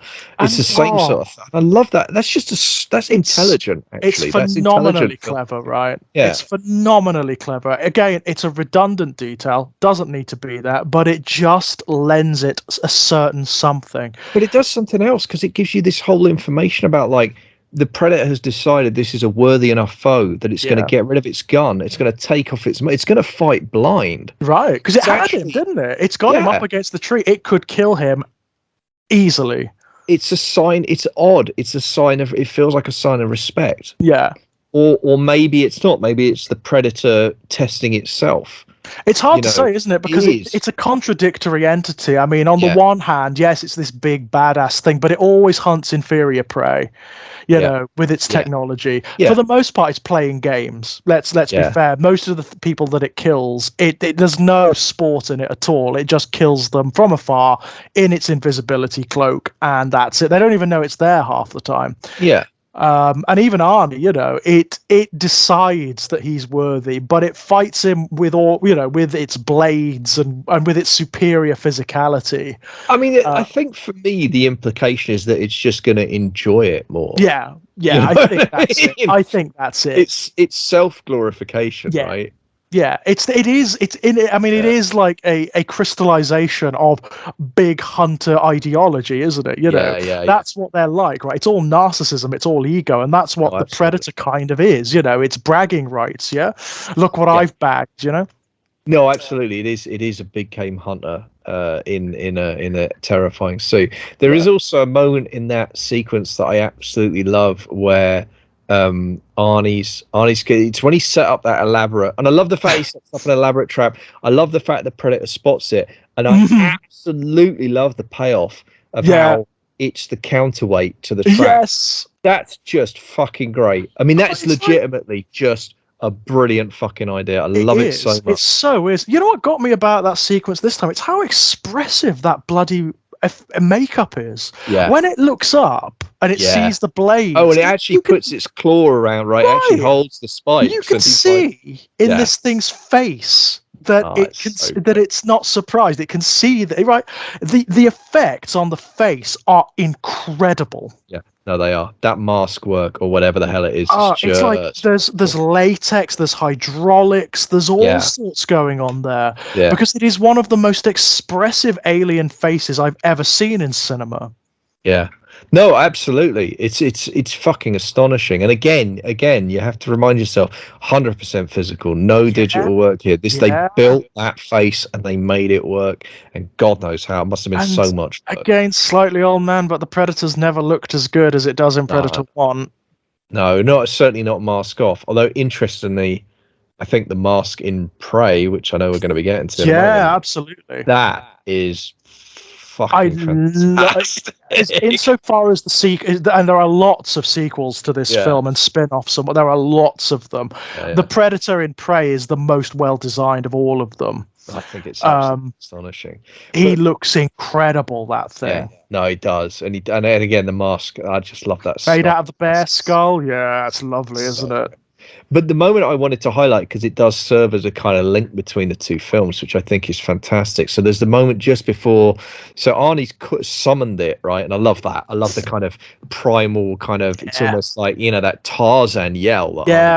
He's been pared right down, so he's lost all of his equipment, all of his guns. He has nothing left but his own wits and what the jungle provides, right? Yeah, and his own skills, and it's do or die. And I love all that. I mean, that's just classic kind of storytelling stuff, right? That could almost be a Western. It could be High Noon. It's the same. Dynamically, it's exactly the same. It really is the same story. Mythically, it's the same story. But I also love I realized this time I would have loved this as a kid, but I wouldn't have been able to articulate. I love the power differential. I love that it's asymmetric. I love how Arnie is clearly underpowered, and it really is that thing of like ingenuity versus. Look, I would have intuited that as a kid, but I won't have fully appreciated the way I do as an adult. But so Arnie's summoned the Predator, and he's sneaking around him. That's what I love. He's covered in the mud. He's realized he's got his disguise, and there's that shot where Arnie's in the tree and he's holding up the branch, and then suddenly he hears that. We haven't talked about this. The sound design, that's fucking clicking noise. The sound design. I mean, most of this film is made by its sound design. Yeah, that's again something it's got in common, especially with Robocop, that I always try and make a point of talking about. Yes, that suit is design is incredible, but the reason you believe in it is because of the sound design. The servo whining motors, and the Predator is the same. Yeah, exactly. It's the stomping of the feet. It's absolutely fucking incredible, and the Predator is the same thing. That clicking noise, that completely alien ticking, clicking, whatever the fuck it is. What is that, right? It's so great, and I think it's just it breathing, right? It's like it's almost like a cat's purr, right? And when you see through the Predator's eyes, and you hear that sort of like, almost like blood pumping, almost like bubbling sounds going on. It's so alien and weird and disturbing. The other thing I love is when you hear Arnie through the Predator's ears in that fight at the end, and he sounds like a child. It's whiny and distorted, and it does sound like prey. It sounds like a prey animal being hunted, and you just think, oh, okay. This is really fucking cool. But it's the moment where Arnie's hugging the tree, and then he hears that clicking noise behind him. Right, it's right close to him. Right, it's so good. And you see his face distorted as the cloaked Predator goes over him, like literally climbs over him. And I was watching it this time, and I'd watched these two movies over 2 nights, and I flashed straight to the moment in Prey where she's standing by the campfire, and she's lowered her body temperature, and she's given the bad guy the gun. The French guy. And she actually has to step to one side to let the Predator walk past her. Fantastic. And it is just a perfect echo, that moment. And there are a couple of moments where the movies echo in really interesting ways. There is a rhyming element between these films, which I think is genius. They've definitely designed Prey to echo the first film in particular very, very closely. There are references to the others as well. There's a reference like the there's a reference to Predator 2, right? The Italian character. What's his name? I can't remember his name, but he is referenced obviously in Predator 2. It's his name on the pistol that's given to Danny Glover at the end. Yeah, it's Raphael Adolini, I think. That's it. Yes. Yeah. That's right. And obviously the other absolutely fantastic echo, and what's great about it is the difference in the delivery and the circumstances under which it's said is when her brother says, if it bleeds, we can kill it. Yeah, right. But it's great because it is the same line, and in that moment in the narrative it means the same thing, but the delivery is completely different. Completely different. So good. I mean, Prey was a bit of a surprise for me. I mean, like this is one of those 1980s franchises that's been done to death, right? It became popular, and it gained. I mean, it wasn't actually critically, it didn't do that well when it was released. But a lot of critics really panned this one. A lot of big critics really panned it as well. You know, like Roger Ebert and whatnot. But it did very well popularly. People liked it. Audiences liked it, and it became a bit of a success on VHS, obviously, and later on DVD. And it has maintained mythos down the years, and as a result it spawned any number of sequels and spin-offs. And I mean, there was originally obviously Predator 2 in the early 1990s, 1990 I think. Predator 2 came out, and I watched Predator 2 in preparation for this, and is it a good film? No, there are problems. Not really. There are problems with it. Is it a fun film? Yes. It's a very fun film. Does it do some stuff with the Predator that's really interesting? Yeah, it does. It does. I mean, the idea of transplanting the Predator into a suburban environment is really clever. Really clever. Doesn't do enough with it.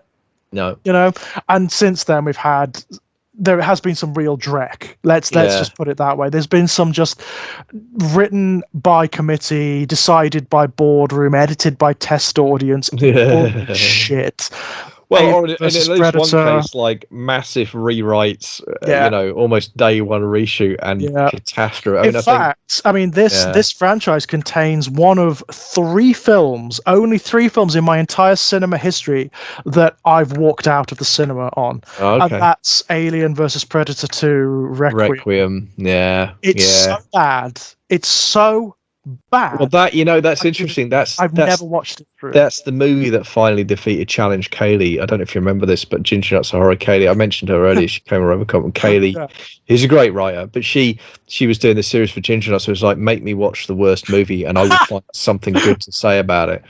And she went undefeated for like 2 years. She watched some incredible. I mean, films that I will never, because life's too short. But she found good things to say, and Requiem was the one. Yeah. And I think she quit after Requiem. I can well believe that, because Requiem is... It was like, this film has no redeeming features. No, it doesn't. It doesn't. I mean, it is execrable. It is absolutely execrable. Like, I remember, like, going to watch it, and in the first 20 minutes, I was like, it's one of those films that's technically bad.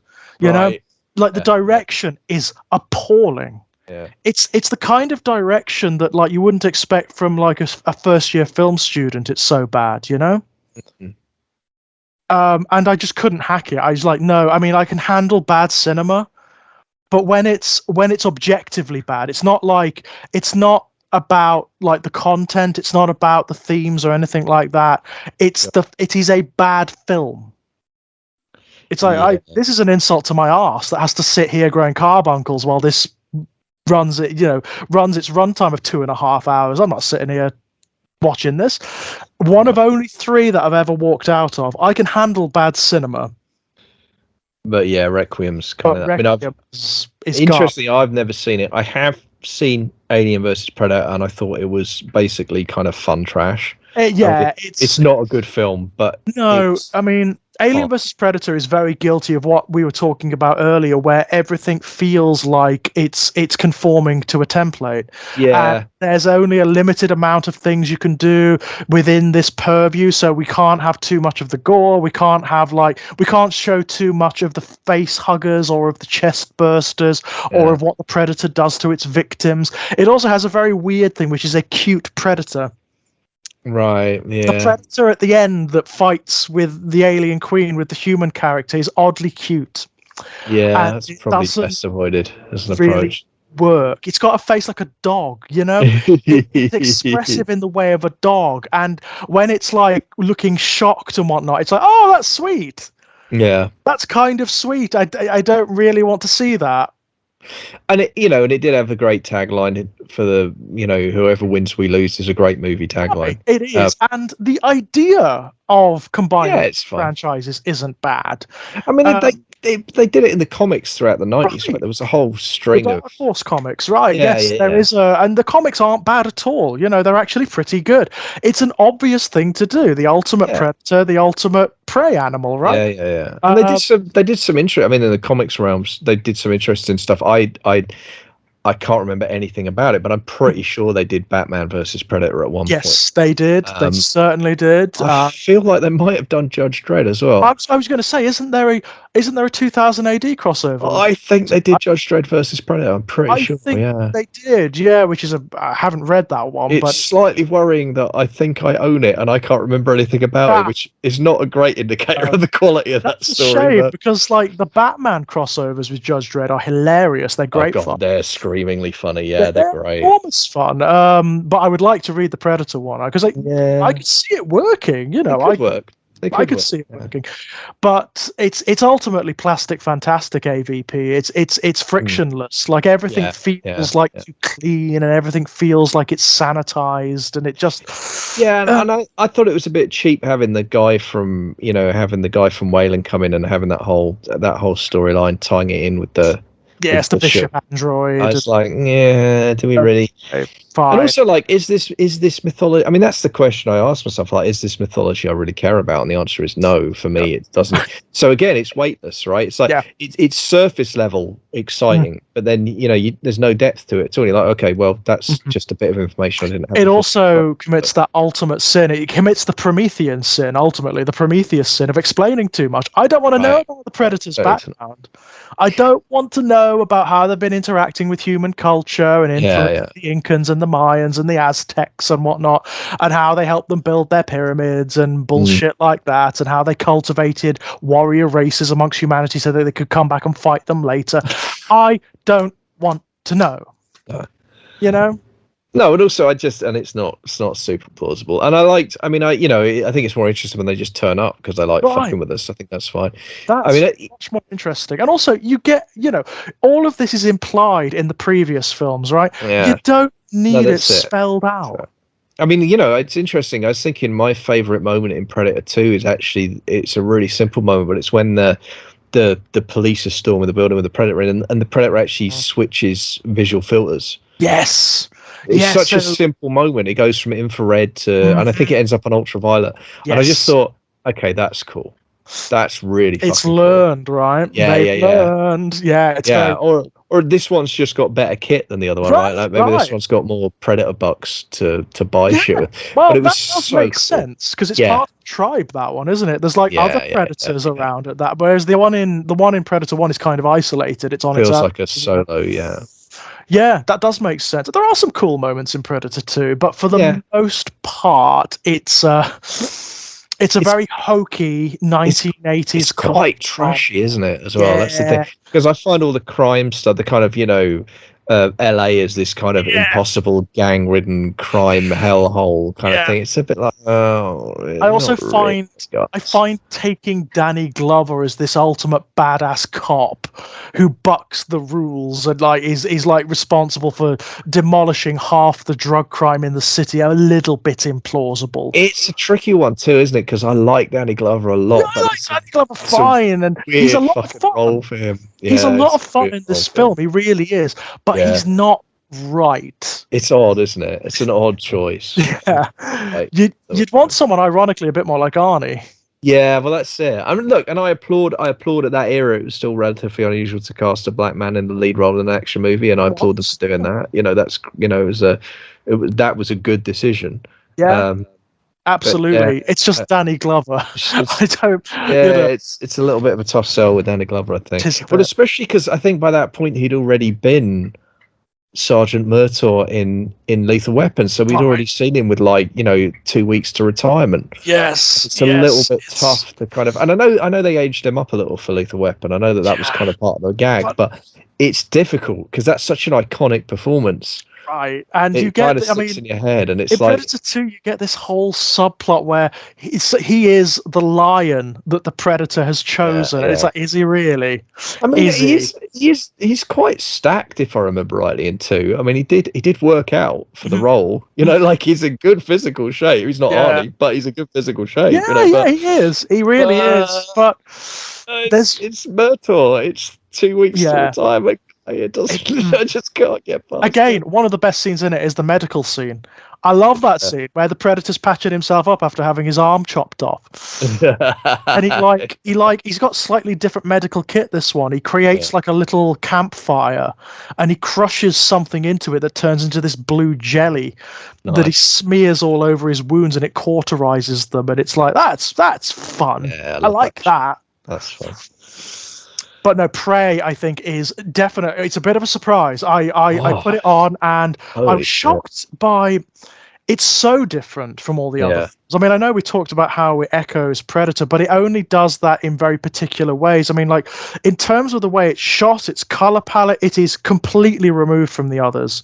It's a totally different film. It focuses on the human characters almost exclusively. The Predator is just a phenomenon, right? It's just a phenomenon off which they play, and that's it. It's about the human characters, in particular Naru, obviously. I mean, it's interesting you say that. I mean, I agree with what you say absolutely about the color palette. What I would say though is that I was thinking about this. I think there is a way in which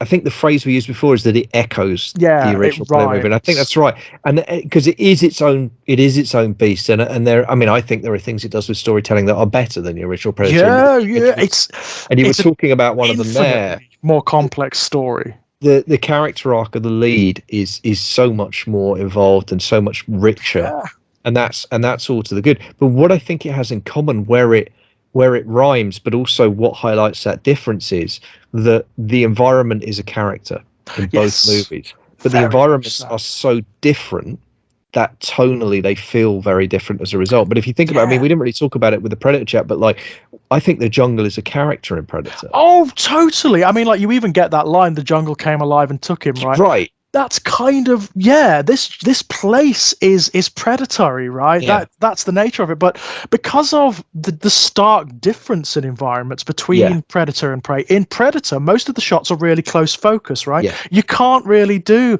vast panoramic shots of the jungle because it all just washes out green. It all just turns green. It's too dense. It's too busy, right? Yeah. It's too busy. It doesn't work.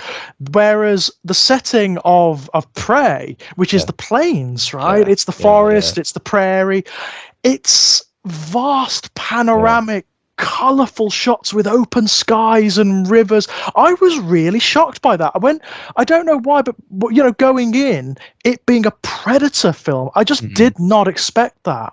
Well, I think you put your finger on it. For whatever reason, with a Predator movie, you expect claustrophobia. Yeah. Fundamentally, because the jungle is claustrophobic, even though it's nominally an open space. Because it's not actually; it's a canopy. Right. You're very rarely in direct sunlight, but you are surrounded on all sides all the time, and the environment itself is hostile. Like, I mean, there's cliffs and there's slopes and there's and all that kind of stuff. But you're right, the planes give you this completely different. It's not just that the color palette, although obviously that's an important facet of it. The color palette is very different and more varied, but you can just go wider. Yeah, huge, big, vast plains. The sense of landscape in this film. And the filmmakers take full advantage of that. I mean, this film is gorgeous. Oh, it's gorgeous. It's like cinematically. I wish I'd seen it in the cinema, actually. I think me too. It's so pretty. It's so pretty. Interestingly, like, the color palette, like the original film, does change in like the last act when the Europeans are involved. It becomes like the original film. It becomes muddy. It becomes darker. It becomes like a lot of it shot in shadow and in darkness, and there's a lot more like mud and filth and sort of execrability about it. I mean, I know we'll get it, but the sequence in the burned down forest, in the burnt out forest, what a nightmarish environment. Awesome. And suddenly you're right. Suddenly you're back to claustrophobia at that point, because you just can't see very far because of the ash and the smoke and the darkness and the shadows created by the fire too, right? Like you are just fucked. Like you can't see very, and suddenly it's a claustrophobic space again. And actually, that's really intelligent. That it's the advent of the intervention of the Europeans that changes. I mean, literally changes the environment, literally changes the atmosphere. Well, it's a nice historical echo, isn't it? It's a microcosm of what they actually do, right? What I mean. Well, what I love about it is for me, great storytelling does this. It obviously it's metaphorical, but it's also obviously not fucking metaphorical. Right, it's very literal, burned down, and therefore, exactly. It's incredibly literal, and I love that. I'm always impressed by that. I love it when form follows theme, or they just kind of perfectly line up that way. It's good writing. It's just really clever, intelligent writing, and just like in terms of the visual nature of cinema, that stark difference in color palette just communicates mood, right? It tells you that this is the moment where the stakes are being bought. This is where it's going to happen, and it also creates a completely thrilling environment for that round of combat, right? Which is one of the final encounter, right? Which is what that scrap is, but it's epic. I mean, the scrap Europeans is epic, man. They're just getting picked off one by one. It is so impressive. I mean, like, in fact, all of the moments where the Predator is in combat are amazing in this film. They're absolutely incredible. And one of the things I found really interesting, and I don't know, I'd need to watch it again to make absolutely certain of this, because I was trying to track it, but then I got distracted because it's so pretty. But I think at each stage, the Predator uses weaponry that is kind of weirdly matching or appropriate to It does seem to be the case when it's fighting against Naru's people, for example. It's all close combat. Yeah, and it uses that kind of staff, blade, stave, whatever the fuck that thing is. That kind of staff sword combination. Yeah. Which, I mean, it's still, like we said before, it's still cheating, right? Because it's still massively technologically advanced. It's still being a big game hunter ultimately. It's a bastard, right? It's a total wank, this thing. It is because the thing that clued me into it, the very first time we see it, is the snake. There's that great sequence, right? It's the mouse or small rat, whatever it is, that small rodent creature, and then that gets eaten by the snake, and then you see the shadow of the Predator, the kind of distorted effect, and then you see the snake go to attack. The snake gets freaked out and goes to fight the Predator, and it uses its fist claw to kill the snake. But it's like it matches the fangs of the snake. The visual representation is there. Actually, poetry is a thing in this film. It really is. Really. There is a sense of poetry all the way through, which kind of echoes the sort of hero's journey that Naru is on, because that's what she's doing, right? Yeah, and it is, and in that sense, it's fairly well. Actually, no, it's interesting. It is a hero's journey in some ways. One of the things I love about it, though, where it's not a hero's journey, it cuts out my least favorite part of the hero's journey. She does not refuse the call. She is hungry from the start. It's it's her brother and the tribe that refuse her, that are the barrier to her. That was a really interesting element of Naru's character. She is not unambiguous. Like, the film is behind her, and it does want you to be behind her, but she's really foolhardy and naive, and she gets people killed, Yeah, she's really headstrong, and she's really determined, and absolutely. But it's interesting how, and yet, I don't know, and I think that's probably where the film plays on our modern sensibilities to a degree, right? Is that we understand a frustration that perhaps she can't even fully articulate. I'm a woman, but I want to fucking hunt, and I'm good at it, and why won't you let me? And that's clearly there in the character. Totally. And I think one of the things I like about the film is it doesn't completely airbrush the fact that we, because there's this thing about it's really, I mean, it's what we were talking about earlier, I guess, with the kind of noble savage stuff. It's really easy, in the name of kind of not wanting to be seen to be racist anymore, to go too far in the other direction and start apologizing for innate misogyny or something. Well, I see it more as kind of beatifying other cultures. Yep. Because horrible things happen to them, and horrible things did happen to them, and we should feel bad about that, and we should not do genocide. Like, clearly, absolutely, I'm not saying that, but I think you do a disservice. Exactly, it doesn't ameliorate. You do a disservice to history, and you do a disservice to the humanity of the people you're talking about if you airbrush any and all things about a culture that's problematic. And I thought the film did it. For me, I'd be interested to know what people who know more about Native American history than me have to say about this, obviously. But it was interesting to me how the film managed to walk a really fine line between neither falling into the kind of noble savage trap, but nor like just trying to pretend it was some kind of fucking Garden of Eden. Absolutely. Do you know what I mean? Yes. The kind of Dances with Wolves shit, where it's just like, oh God Almighty, yeah. I like the fact. Exactly. I like the fact that there's tension within the tribe. I like the fact that not it's everyone... brutal as well, isn't it? I mean, it's like, when the warriors come to take Naru back, and it's vicious and violent. Yeah, man, that punch up's great, and I love. I mean, the way that I love it because she's given as good as she gets, and then she just gets fucking sucker punched. She just gets flattened. Yeah, and it's like, okay, yeah, it's really violent as well, isn't it? Like they hurt her, they do, she hurts them too. I mean, it's true. It's true. And to be 100% fair, she is being like really foolish. She's being a pain in the arse. She's putting people in danger. She's hampering the tribe. I kind of get that. I understand. And I think what I like about it is their reactions. Their reactions are unpleasant, but they are also plausible because they don't know what she knows at that point. Yeah, and that's partly because she doesn't know what she knows at that point. She can't articulate it. She doesn't have the language or like to articulate what she's. I mean, she's seeing things in the same way that Billy did in the first film. Yeah, she's seeing things in supernatural terms. This thing is a demon, right? And she's close enough. But what's nice is that she can't. What I like about that is just that it means that you've got a situation where no one's really in the wrong. Yeah, which is really clever, and it's yet complex and clever. You still have conflict, which you need. Yeah. But no one's really in the wrong in the conflict. It's just it's a problem with perspective. It's a problem with communication. It's a problem with all that kind of stuff.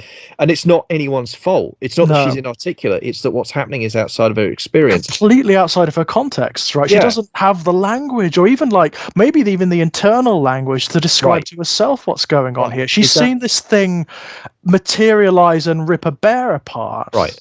And she doesn't have the trust with them because of their history, and that's just what it is. I think it's really smart. I love all of that kind of aspect of it. What the film does, which I thought was really clever, is that it's realist in many ways. It demonstrates the friction that is inevitably going to occur when you've got someone like Naru who is really brushing up against the parameters of her culture. Yeah. Whatever the culture is, there will be norms, and if you brush up against them, you are going to get complex situations where there is potentially hostility and violence, and where there is harm. It is going to happen. That's often the price for broaching these parameters. And it's fascinating that the film goes to these places. I thought it was very beautiful. No, beautiful. As I say, I was just glad they did, because I just think I think it does take a certain amount of guts to do that in the current environment, and I think it's important to do it. And I just think the film did so much right. It was a thrill to me. It really was, and I was just to have a decent Predator film. I mean, I was shocked. I was really shocked. As I say, this franchise has been driven into the dirt quite utterly. I mean, it's like the Alien franchise for me. I have a very sincere connection to it, and I love the material. But there's more bad than good in it now. That's for damn sure. I've got to be honest. For me, this is kind of it's been a really clarifying exercise, because I realized I kind of only need Predator and Prey. I actually don't need the rest of it. No, those are, because they're just, for me, these two movies are just.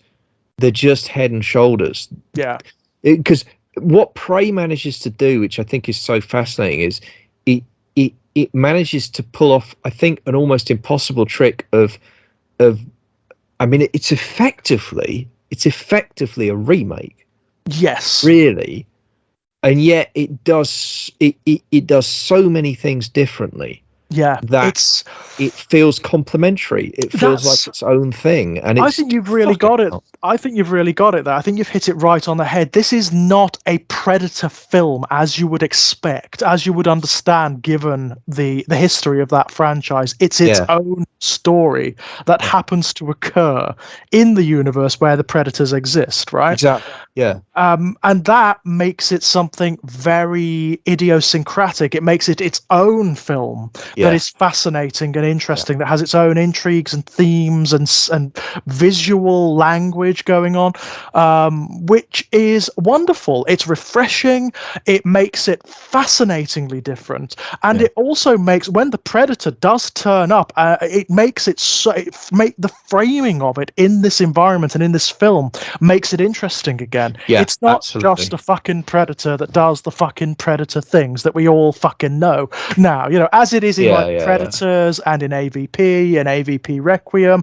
They're all the same. They just do the Predator things. It's just like a very poor rehash of what it does in Predators 1 and 2.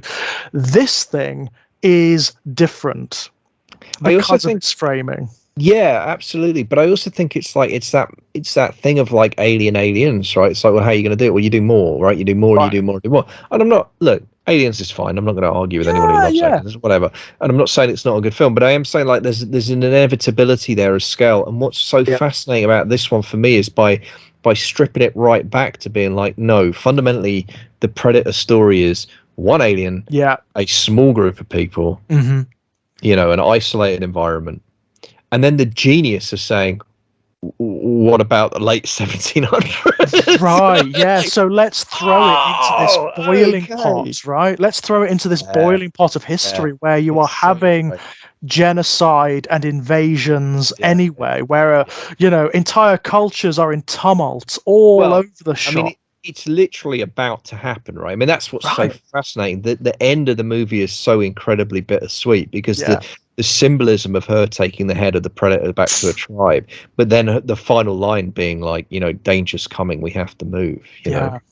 And of course, she's not talking about the Predator. Of course she's not. No, I mean, it adds a layer to the title, doesn't it? And to the, what is this alien ultimately? I mean, like, it's nothing compared to what's coming. But again, like we were talking about with the way the environment of the forest, the burned out forest lines up so well because it's symbolic, but it's not. That's what's so great about the Predator and the colonizers. It's the same thing. It's like it's a metaphor, but it's also not a metaphor. It's a thing that's actually happening in the story that's affecting change, that's causing this carnage.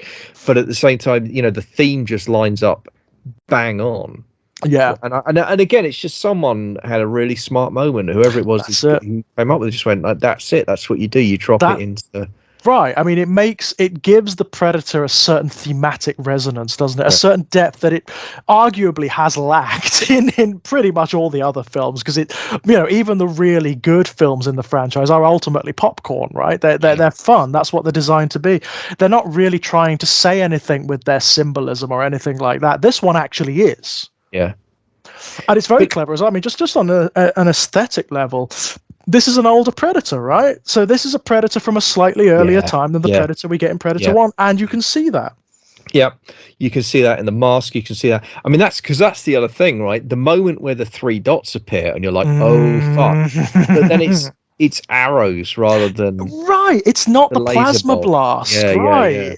And I love that because it's still lethal, and obviously it's still cheating, and obviously it's still blah, blah. But I like that. It's that earlier, as you say. And again, I love how throughout it feels like the Predator matches the tech it's using to it. So it doesn't use traps until it gets trapped, right? It gets and then it's like, oh, okay, so now, and then it breaks out that netting thing that does, and the sphere, whatever those spinny things are that do, and it's like, but it always feels like it's responding to it, like it's, and I like, because with the wolf, it's just a fist fight with the wolf, right? Right. It's literally like bare knuckles the wolf, which is a great fucking I mean, actually, some of my favorite, in terms of just like the raw violent scenes, as horror fans, we're always going to love them. The scenes where it's fighting animals, the fucking bear. The bear for me was the standout. God almighty. Because it's a great sequence already, right? You see, because we know by this point she's being tracked by the Predator. And so when she hears the noise and then it's the bear, and you're thinking, oh, it's great because you're thinking, oh shit, as an audience on two levels. You've got, oh shit, it's the bear, and that's just bad news for her, right? Because that fucking hell, the state of that thing. I mean, the scarred face and the kind of blood and all that. Yeah. Just like, Jesus, that is a meme. I mean, isn't it interesting, like the framing of that, like the way it frames these things from Naru's perspective, as you've got the animals in her environment that are all, they're all predators as well. They're all incredibly deadly, and then you've got the predator itself, which, it's kind of supernatural from her purview, but it is still just a thing in her environment, right? Yeah, but she kind of treats it like that, the way she tracks it and whatnot. But it's also something that I was thinking about, and I want to be careful about how I articulate this, but I was thinking, so I came to this in terms of thinking about Victorian literature, right? So I'm talking about, this is something that is not specific to indigenous tribes. This is something that was much more widespread. But like, I was thinking about coincidence in fiction, and how like to a modern sensibility, you can't have good coincidences happen in novels. You can only ever have bad coincidences. Right. You can have as many bad coincidences as you want, but readers will not buy good coincidences. No. It feels like speed. Even though, they'll feel the reply you'll get is, I just don't think that was realistic. Even though in real life, good coincidences happen as at least as often as bad ones, I think. I mean, they're just, on average for most people, right? But what's interesting is when you go back to Victorian literature, it's far more common to have good coincidences happen and it be unremarked. And I think, I don't know, and there'll be scholarship on this, but my guess thinking about it is it's because the belief in providence with a capital P was so much more widespread in that era. Yes. Especially amongst middle-class people who were the only people who could afford to be creatives. Yes. And of course had something to be thankful for, right? Well, yeah, that too. But there was an inherent belief in kind of goodwill out. And I think it's partly religious and it's partly social, societal, whatever. But it was really strong. And the belief in providence, with the capital P, as a force that actually existed, a natural force that existed in the world and exerted its pull on people and created good circumstances, meant that you could have good coincidences out in books. And again, so I'm making all that point about Victorian England. Say, I'm not talking. The point I'm about to make is not saying that this is something specific to Native Americans at all. No, of course. This is about where you have a societal structure that has an integrated faith system. Yes, that is that is powerful, and that is basically, believed by the vast majority of people. It's not. Well, it's not even. I mean, like, it's not even belief as we would understand it. It would be their culture, wouldn't it? Like, it would be the framework for their understanding of reality, and that's what Naru's doing. She's sort of following a mythic path, right? And that's kind of how she's identified the predator. It's part of that. It's part of the story of her reality. She sees the spaceship and she interprets it as the Thunderbird, which is part of the mythology. So it's rooted in.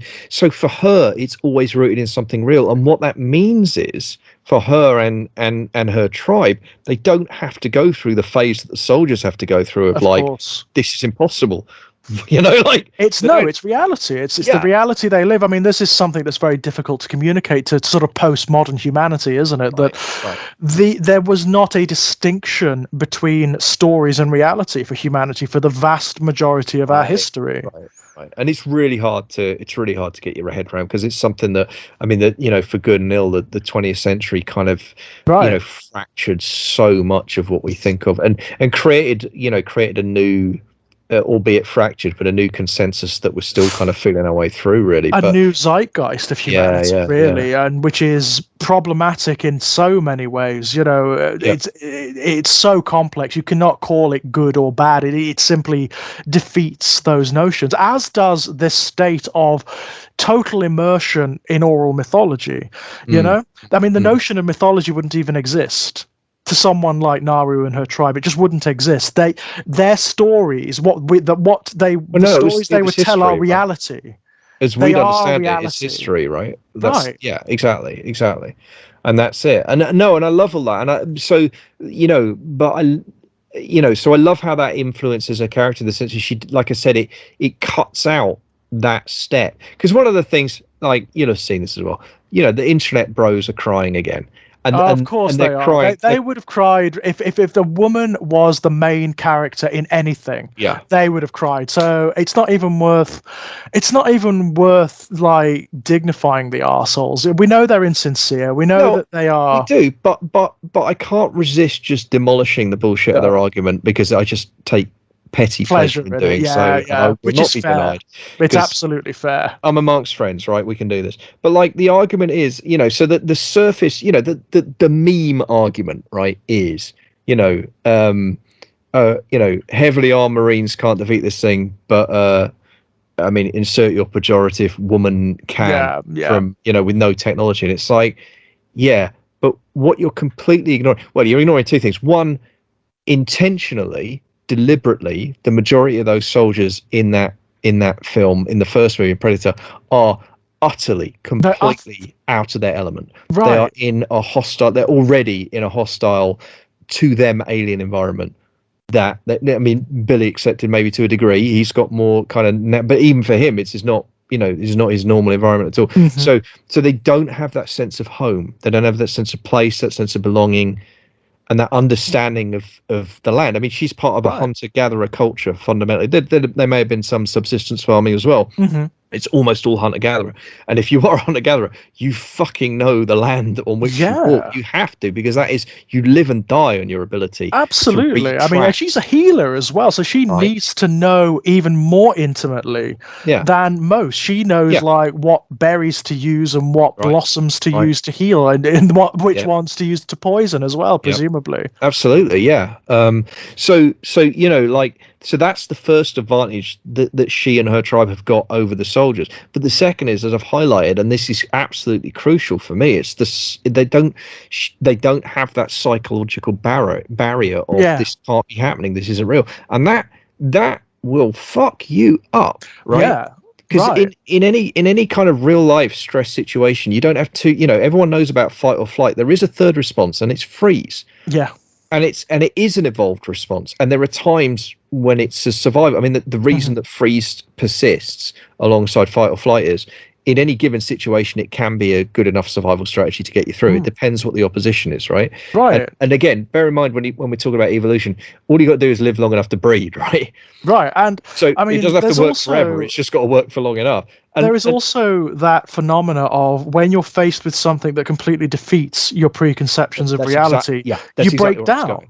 That's exactly where it's going, right? Psychologically break down, which is what happens to many of those characters in Predator 1, right? And you're more likely, when you're facing that kind of a situation, it's more likely to trigger your freeze response than anything else, if you have one, and most people do. So it will trigger that. So that's your most likely response. Now, you're right, in the Predator movie, because they're highly trained soldiers, they don't have a freeze response as such, but their response is almost equally stupid, which is, we're just going to mow down this entire section of jungle, waste thousands of rounds of ammunition that we don't really have, and achieve nothing. And achieve absolutely nothing, yeah. It's a panic response because of total irrationality, because of an inability to process what they're seeing, and an inability to accept what they're seeing as real, and it sets off this whole chain reaction of insanity, really. Right. It's total insanity.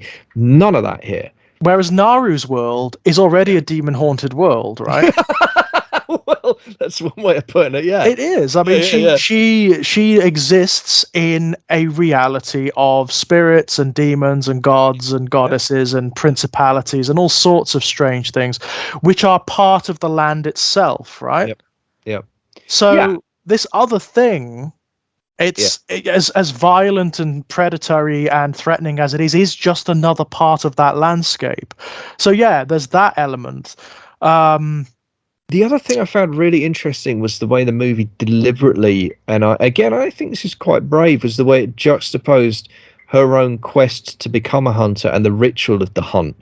Right. And in particular, the tribal tradition of and I can't remember the name that they have for it, but like they describe it as you know, and it's clearly a rite of passage, right? Yep.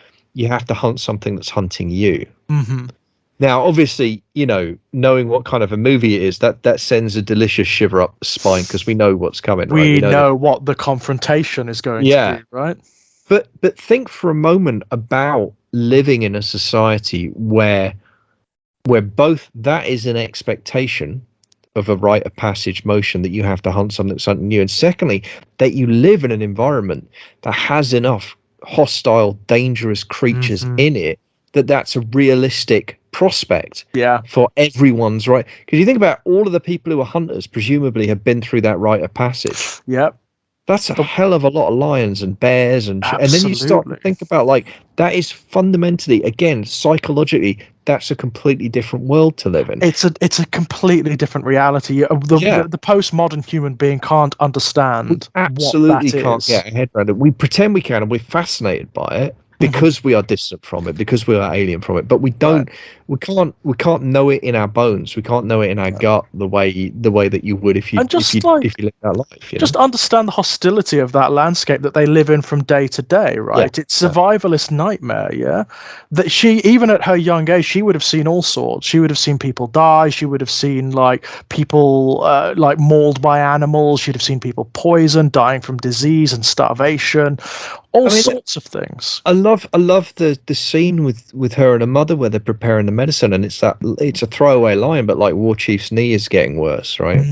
And again, it's that thing of like, they had some medicine, absolutely, they had an understanding of herbs, there were things they could do, but they didn't have, they didn't have modern medicine as well. Right. Like, I mean, sepsis would have been a killer, right? Right, so, like, exactly. Something like getting a splinter, would have been potentially lethal. And also, you lived with chronic conditions with very little, if any, pain relief, and you just lived with them until you didn't. Yes, you know what I mean? Like, it was tough. It was a tough existence. And beyond that, I mean, like, the film doesn't just throw this girl at the predator. It takes pains to demonstrate that this thing has been fighting the entire time and has fought lots of opponents and has been, like, when it fights the bear, it gets really badly mauled. Yeah, it gets fucked up. I mean, that is Jesus Christ, it's such a great fight.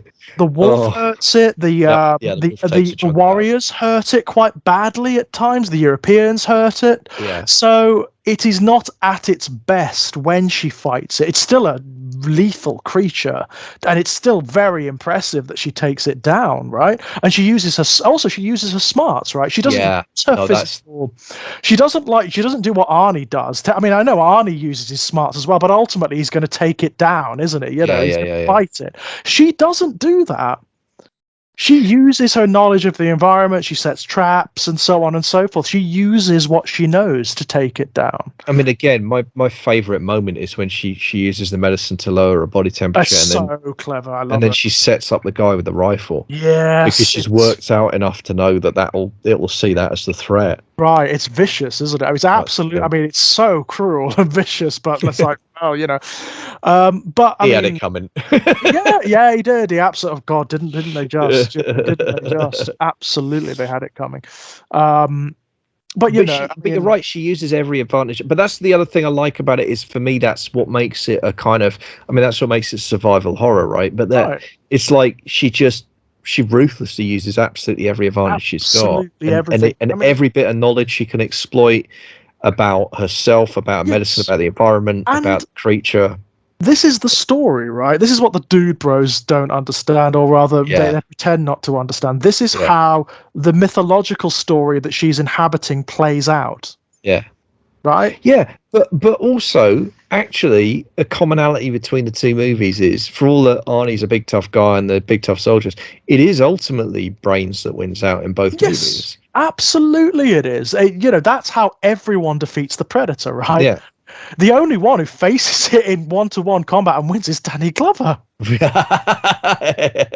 He actually does. Yeah, he does. But mainly what you do is outsmart it, right? Yes. Most people, most of the time. Primarily. And certainly in the better films. I mean, as much as I might have a soft spot for Predator 2, it's silly. It's ridiculously silly. And the notion of Danny Glover fighting this thing and then winning, like, in hand-to-hand combat is a bit. It's a tough one to swallow, isn't it? Yeah.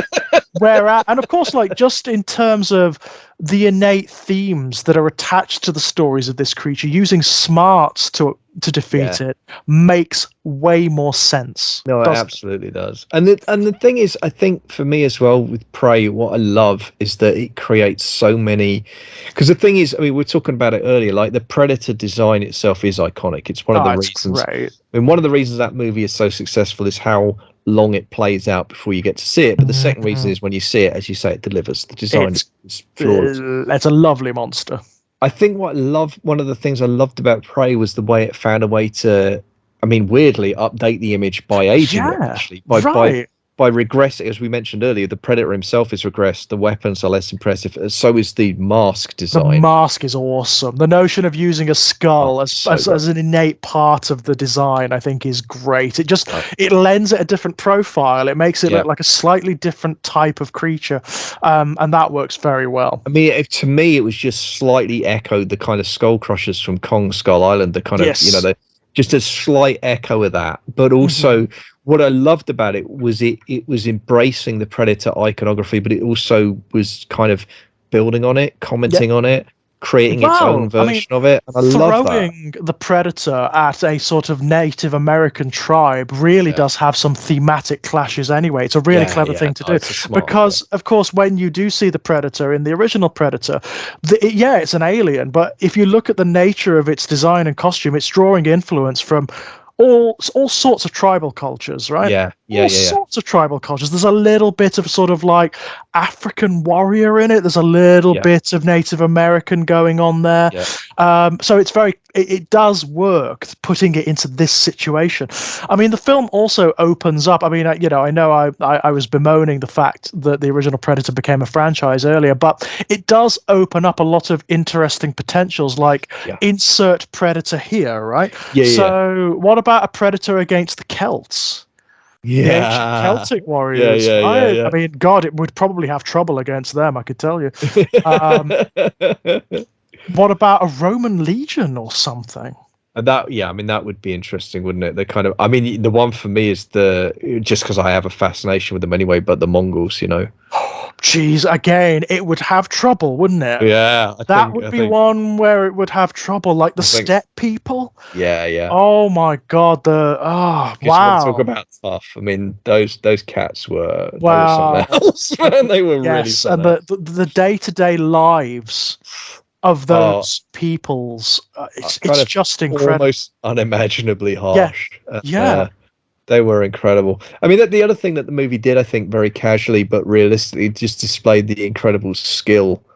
I mean, the moment where her brother shoots the bird out of the sky, Yeah, and this is just part of that culture, right? You are trained. This is what you live because you have to. You either live this way where you become this good at what you do, or you die. You starve, and it is a tribal society, so people, you look after each other, and people play at their skill sets, and people have jobs, and that's all. There's all that going on as well. It is, it's an intensely social situation, but you've got a fucking job to do, and you have to do it, whatever it is, and everyone is relying on you. Yeah, well, it only in a tribe that small, it only takes 1 week link, doesn't it? And then the whole thing falls apart.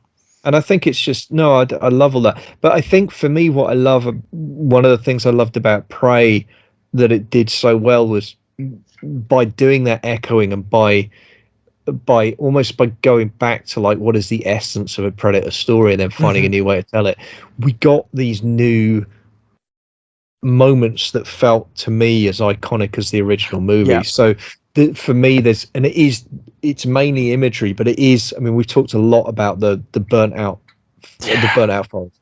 That whole sequence is incredible. But the fucking bear, the moment where the Predator holds the bear above his head, and the blood, and that is something you couldn't have done in 87 because you didn't have the effects. And that's a good example of how to intelligently use digital in a way that lets you do something you can't do. It's in service of the story. It's in service of the iconography. It's not about doing something that's impossible.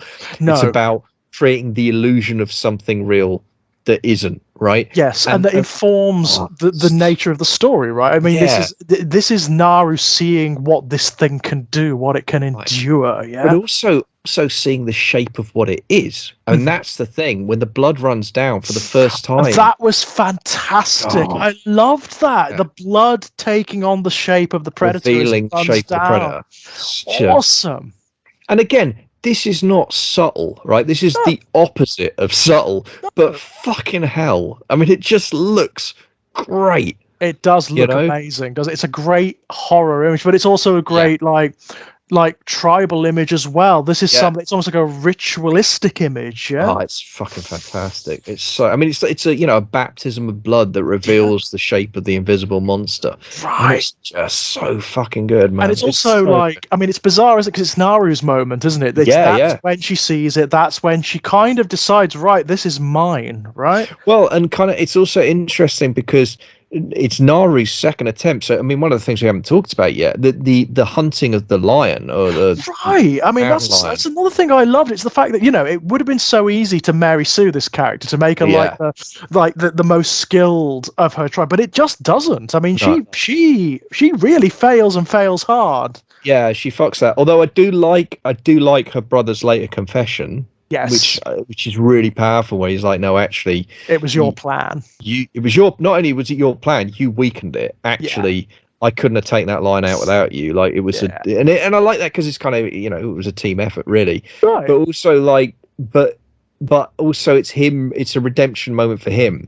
You know, because he did take the credit, and then in that moment he's prepared to kind of relinquish that. But also at the same time, it layers of storytelling. Irrespective of the fact that whether or not that's true, what he's doing in that moment is also giving her the psychological strength of saying, no, you can do this. Yes, because she'd fallen, of course, at that point, hadn't she? Right. She'd fallen, and she'd had her confidence knocked. So she'd physically fallen, and she'd also knocked herself out, and so she didn't know what had happened. So she assumed the worst. And it is a great moment because it is, as I say, there's working on two levels. One is the kind of confession and the rounding out of her story, and his kind of telling you a bit about him as well, but also there's the psychological intelligence of him saying she needs to hear this now. Because of what's about to happen, she actually needs to know this so that she has that self-belief. Because of course, the other thing is her hesitation. So she hesitates with the line and she loses. She can't. I mean, she can't hit the bunnies to start with. She builds the rope thing, but then she has, you know, she's missing the rabbits the first few times. And again, the bear is the next attempt, and even the bear, like, she's lost that fight. She's hiding in the wood pile. So then, and then, as you say, that's another. So it's a reveal on two levels. There's the, you know, it's the reveal of the predator, but it's also, it's the reveal to her of like, no, you ain't fighting the bear. That's your opponent. That's your hunt. And it's almost like, you know, from her perspective, this is what the world has given her, right? Yeah, exactly. This is what there's a providential element to it. The landscape is giving her this demon. Again, going back to the image of the Thunderbird, which she saw as a sign of this was what. So yeah, absolutely. This is her moment. This is the creature that is trying to kill her that she must kill. It's actually really clever because it places you in that perspective. You kind of, as the audience, because it doesn't ever say this. There's never like a conversation about this.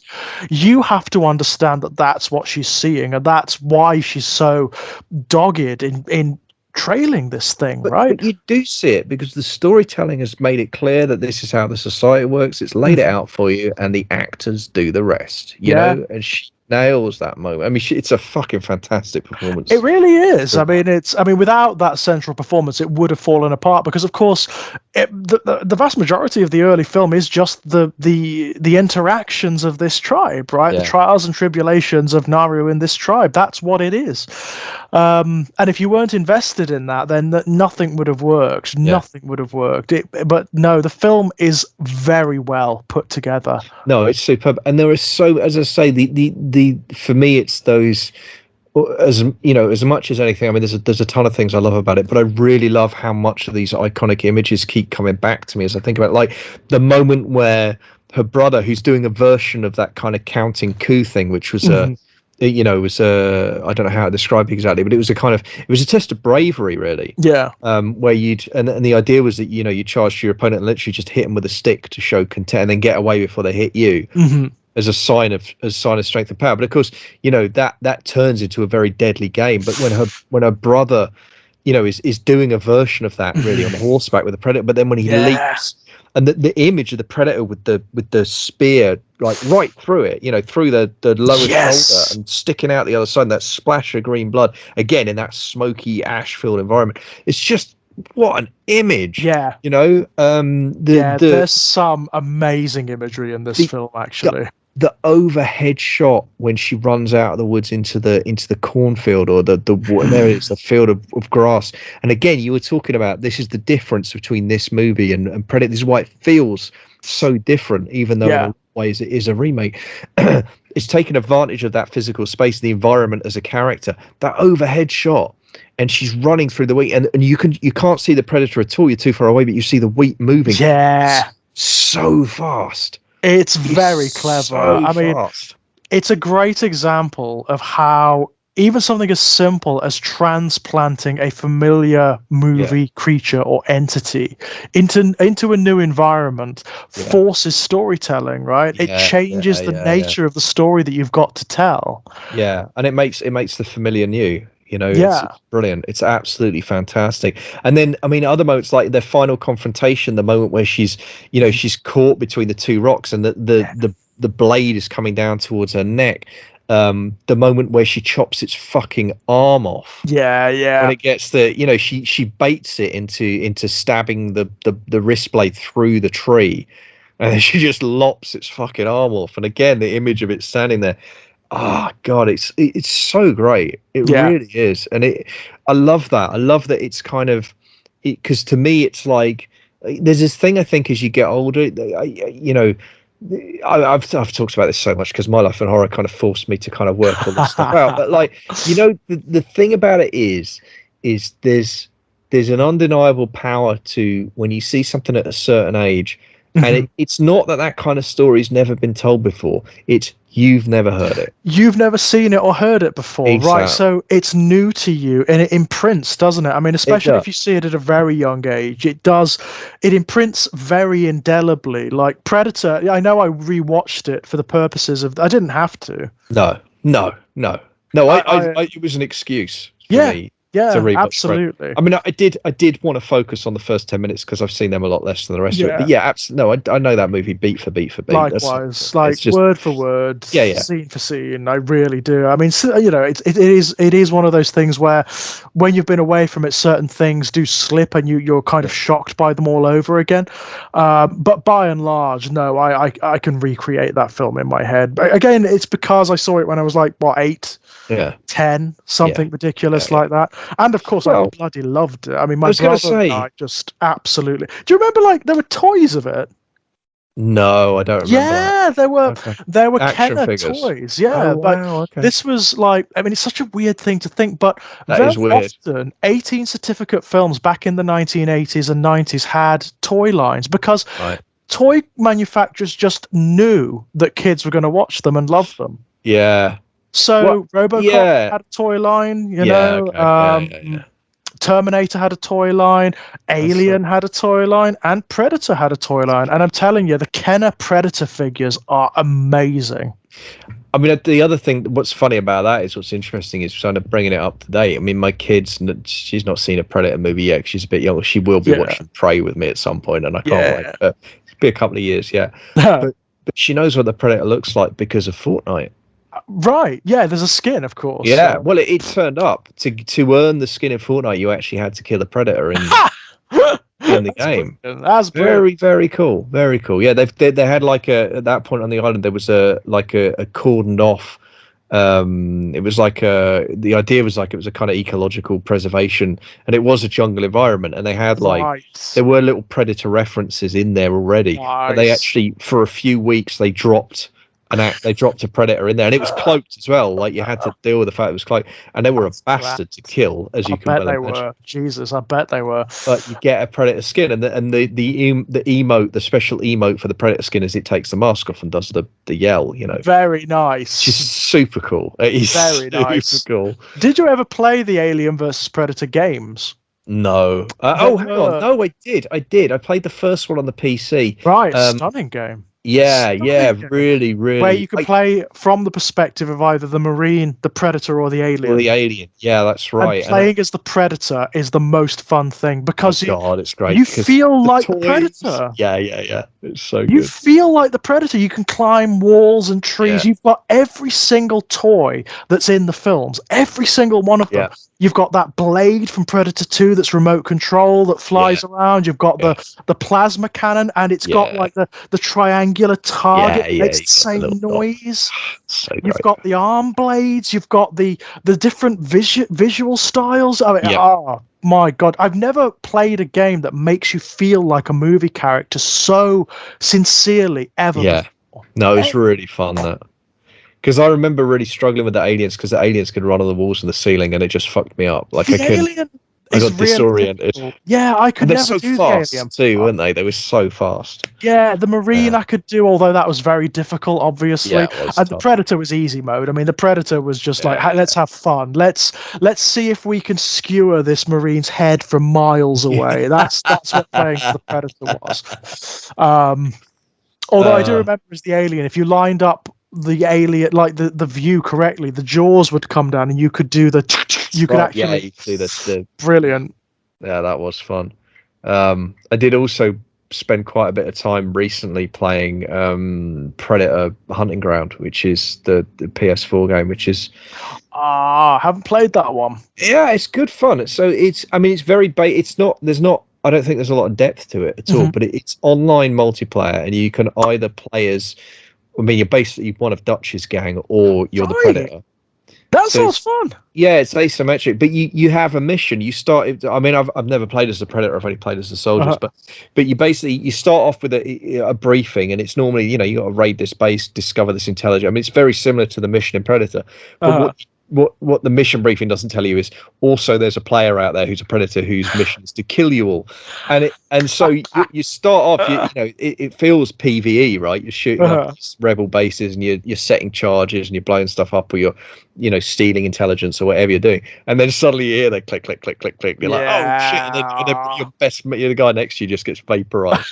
And it's really fun, and what I really like about it is there's a number of different victory conditions. So like if you're playing the Marines, you can obviously you can all die. That's one thing that you can complete.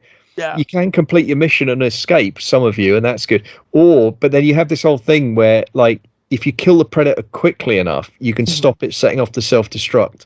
Oh, right. And then you capture its body, and that's a victory condition. Excellent. But you also, more often what happens is you kill the Predator, and then you start hearing the countdown, and you just have to run as fast as you can. So the Predator's got two victory conditions. The Predator can kill everybody, which has happened on games. I have seen everyone get wiped out, or it can activate the self-destruct and kill everyone with that. So they've got like a Hail Mary. And I love it because what I really like about it is, and I like this more and more, I realize with game design, I like that it's asymmetric. I really like asymmetric game design. And this is classic. And Predator is a perfect way to do asymmetric Absolutely. Game. I mean, like the Predator is such a great thing to adapt into a video game, isn't it?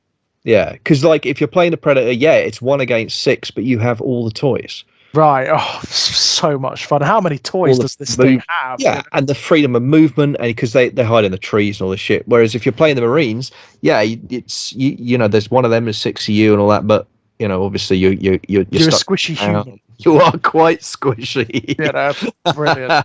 So yeah, that was a lot, but really, I realized why I liked playing it was just, and I didn't play it I didn't go on a massive jab, but for a while it was a fun thing to stick on of an evening and just do a couple of rounds, kind of casual gaming thing, and it was just the atmosphere. It was just the atmosphere of being in that jungle again and hearing the creature noises and all that kind of stuff. It's just I'm so happy, and for me, what I love is what I'm so happy with Prey is it does feel like a whole new generation, hopefully. Doesn't it? It will get a new discover this, and hopefully this mythology and this creature will go on. I sincerely hope so. And again, by stripping away the layers of bullshit and actually making it kind of mysterious again. Yeah. I mean, there's Easter eggs in there if you want them with the pistol and shit, but you don't need it. No, not at all. I mean, I think what really separates this film from all of the others, barring maybe the first one, which is is sincerity. The others, the AVP films and Predators and whatnot, they all feel like they are only exist because a boardroom decided that they should exist, and there's money to be made from this franchise. Yeah. This one doesn't. This one feels like someone wanted to tell a story. Yeah, it feels like it's back in love with that, right? It's in love with the story, and I think that's with the creature, right? I mean, like, it's not just the Predator does this, so we've got to get it to do this in the film. All the familiar beats, all the familiar beats. No, this Predator is interesting. It does interesting things. It acts in interesting ways. I mean, I've read a really interesting theory on that, actually. Alistair Stewart, who has been on What the Hell Is Wrong With Us before. He came and talked about In the Willows a while back. He does the Full Lid, which is a weekly newsletter on genre fiction. Which, I mean, if you're not signed up to the Full Lid, sign up. It's one of the it's a weekly slice of pop culture criticism. He's I don't know anyone better than him at doing that kind of thing. There's a lot of people working in that field that I admire, but I don't know anyone that does a better analysis than him. And he was talking about the way the Predator behaves in this film in particular. Right. And his take was his kind of theory at a certain point was, not only is there's the obvious thing about the technology being less advanced. I mean, I already mentioned the kind of the fact that there's not a plasma cannon, it's arrows instead. But he said at some point, I think this Predator is young. Yes, I know exactly what he means. There is something about this Predator. It feels like, I don't know, there's a naivete to it, isn't there? I don't know, I can't quantify that, but it feels that way. It doesn't feel like it's gone through the ringer. Like, this is an element of the original Predator, certainly. Yeah. It feels old. Yeah, it does. Yeah, it does. It feels like it's been doing this, and of course you can see that it's been doing this for ages because of all the skulls on its costume and whatnot. It's been doing this for a long time, right? Same with the Predator and Predator 2. It's got a whole collection of skulls, including an alien skull. So it's been doing this for a long time. This one doesn't have any trophies on it. Yeah. Apart from the skull of its mask. So I'm wondering, is it like Naru? Yeah, well, that's it, isn't it? That's the question that it feels like the film's asking. Right. And I like the guts of that, if that is what they were going for, the guts of that. Because, I mean, there's obviously the implied parallel anyway, right? Mm-hmm. Of, like, you have to hunt something that's hunting you. And you see the way this Predator acts. It is, it doesn't fight the mouse. It doesn't fight the rabbit. It fights the wolf. It fights the snake. It fights the bear. These are creatures that can fight back. These are creatures that are themselves predators. So the logic is already there. It's already baked in that they are mirror darkly reflections. But I just, and he talked about, his analysis of it was like the way that this creature, the way it invites combat, the way it takes hits. Mm-hmm. It's like it's always testing itself. It's like, and that ties in with what I was saying about how it seems to match its weaponry to what's deployed against it. Yeah, like it doesn't use ranged weapons until it has ranged weapons fired at it. Mm-hmm. And it doesn't. And as you say, like it reverts to hand-to-hand weapons when it's fighting the tribe and all that kind of stuff. Like, but his theory was that was part of the, that was part of the youth of this Predator. And part of its sort of coming of age, almost part of its test. Yeah, I like that. But also that the naivety was combined with a kind of almost like a kind of cockiness, but also a kind of actually a kind of, I think more interestingly, almost a kind of there's almost a danger junkie aspect to it, right? Right. Yeah, it's like it's testing its limits. Just how far can it go? Yeah. Like you see that with the bear, don't you? It invites the bear to maul it effectively. Yeah, it's almost like it doesn't just need to win, but it's almost like it needs to be scarred. Right, it needs the scars. Yeah. Again, that's something you see with the older predators. They are all scarred. They've all got like marks all over their bodies, And it's fascinating because it's all kind of big game hunter mentality in a lot of way. But but I love what I love about it is I love the kind of implied pathology. You know what I mean? Of all of this stuff. It's this kind of worship of a particularly. I mean, in a way, it's a kind of hypermasculinity, isn't it? It's an almost like masochistic masculinity that they've got going on. doesn't it? And don't you see echoes of it in the kind of ridiculous, toxic, hypermasculine? And what I love as well is that for me, if that is right, it also is based on a flattening and a flattening to the point of almost misunderstanding the complexities of nature and predator-prey relationships. Oh, of course, stuff, Oh, I mean, absolutely. I always think about. I mean, it's that kind of the one that always makes me laugh is alpha males. And that whole thing about like coming from a study of wolves that is not merely discredited, but which the author themselves has come out and said, stop. None of what I said it was meant in this way, and you are now misapplying it to humans. To human beings. I mean, to misapply it to human beings is... And it was wrong about wolves. Yeah. So the example that you think you're building off is saying, well, as in wolves, so in human... Well, it's not in wolves, so shut the fuck up. You're literally wrong about everything. Your entire philosophy is based on premises that are false at their very foundation. Absolutely. I mean, I mean, that's not so much a red flag. The alpha male thing. That is a blaring klaxon. That is the great meme I saw that I think I may have reshared it on Twitter the last couple of days was like alpha male, i.e. first build, very unreliable. Exactly. Approach. Exactly that. Yeah.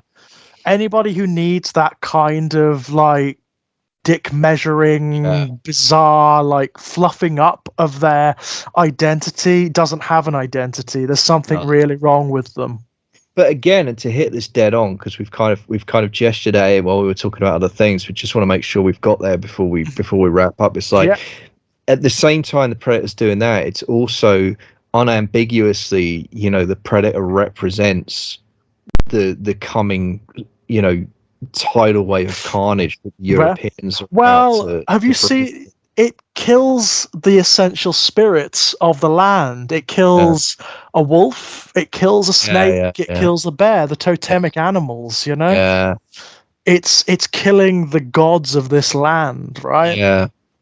And obviously there's that that quiet, and it is, I mean, it's literally quiet but quietly devastating scene when Naru comes out into the plains and there's just the herd of buffalo corpses, of course, and again echoes of they've just been skinned. They've been murdered for their skins. They've been skinned, which echoes the first movie. Absolutely, and also echoes history. This is that's what I mean. I mean, that's what I mean. It's the cleverness of how it takes something that's both a resonant moment for this this, and I say this with love, this COD action sci-fi, but then because it's reapplied to history, suddenly you see this whole other like world of historical resonance that's completely real, and it's like, oh shit. And again, nothing subtle about this, but I mean, subtlety is not the only form of, not the only mode of storytelling that exists. And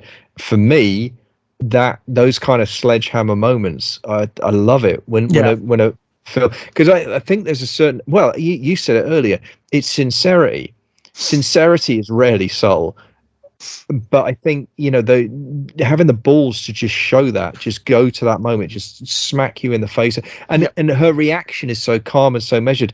And I love, there's an echo where she picks up the cigar butt and then she leaves the herbal or the whatever, the plant offering on the buffalo, and she says some words, then she moves on. And then the predator comes to the same place and does exactly the same thing with the cigar butt that she did. Right. Love that moment. I love that, because that's a weird moment of because obviously primarily you think of the predator as representing that, that big game hunter, that Western, but there's also that moment of echo where it's doing it's mechanically doing the same thing she's done. It's tracking, it's interrogating its environment, it's looking for clues, it's like, oh, this is fucking great, man. It is amazing, isn't it? This is such a good film. But again, you've got Naru who's seeing the essential soul of everything. She's seeing the meaning in everything, whereas the predator does not. The predator only sees the significance. It only sees the mechanical significance of everything. Well, and that's where the moment where the predator picks up what she's left on the buffalo and looks at it, and it's just not what doesn't compute. But no, I love that, and I love the genius idea of making of having the settlers be French, so that unless you happen to speak French, you don't understand what they're saying. So as the viewer, we're invited into, completely into Naru's perspective there. Very clever. I loved that element of it. I've got to say, I thought that was really bloody clever. I mean, the one thing I'm definitely going to do at some point is watch the dub.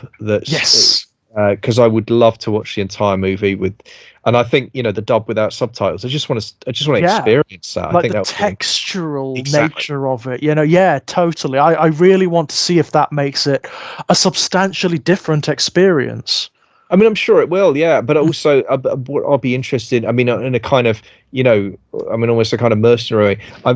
Because I'm so fascinated by storytelling, I'll be really interested in how much of the stories, because I'm willing to bet I won't have much trouble following what's going on at all. No, I don't think you will, because it's such a visual film. You'll be able to, even if you don't watch the. So well acted. I mean, I've said it a few times already, but there's not a remotely bad performance in this film. No, there isn't. No, there isn't. That's really shocking, isn't it? For the kind of film that it is, you'd expect maybe one or two to not hit the mark, maybe. Everyone is just foot down all the way. It's wonderful. Oh, it's so good.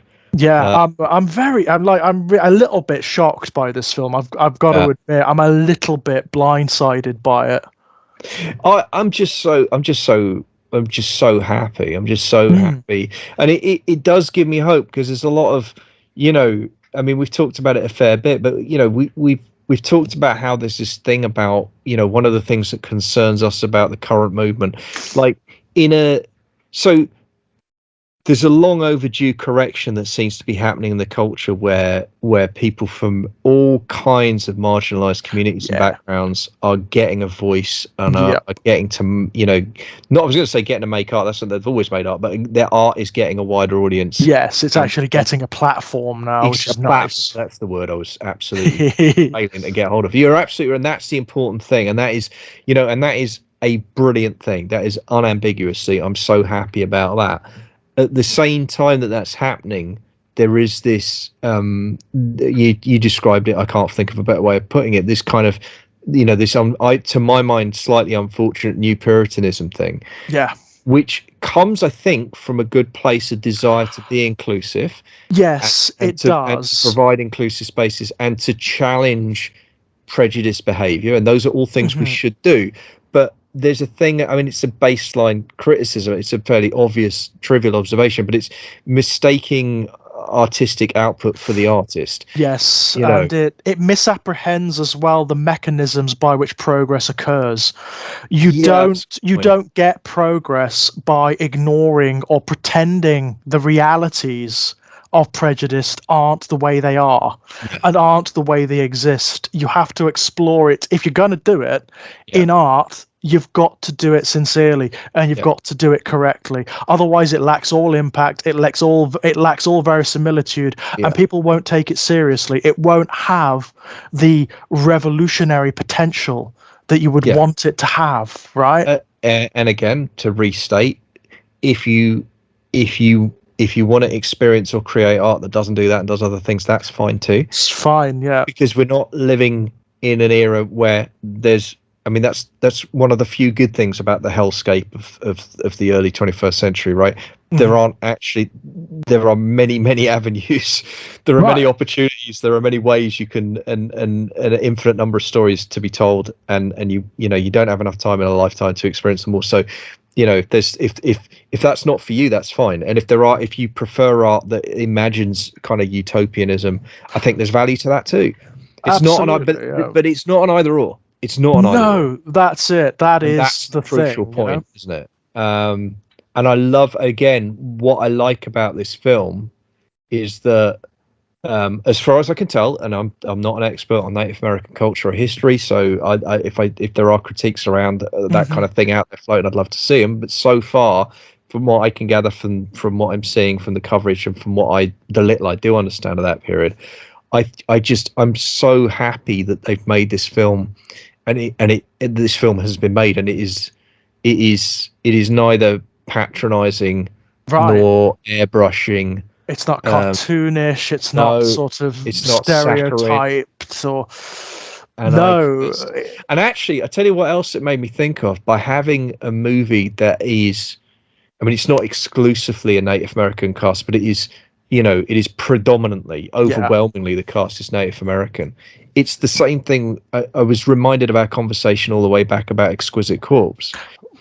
Right.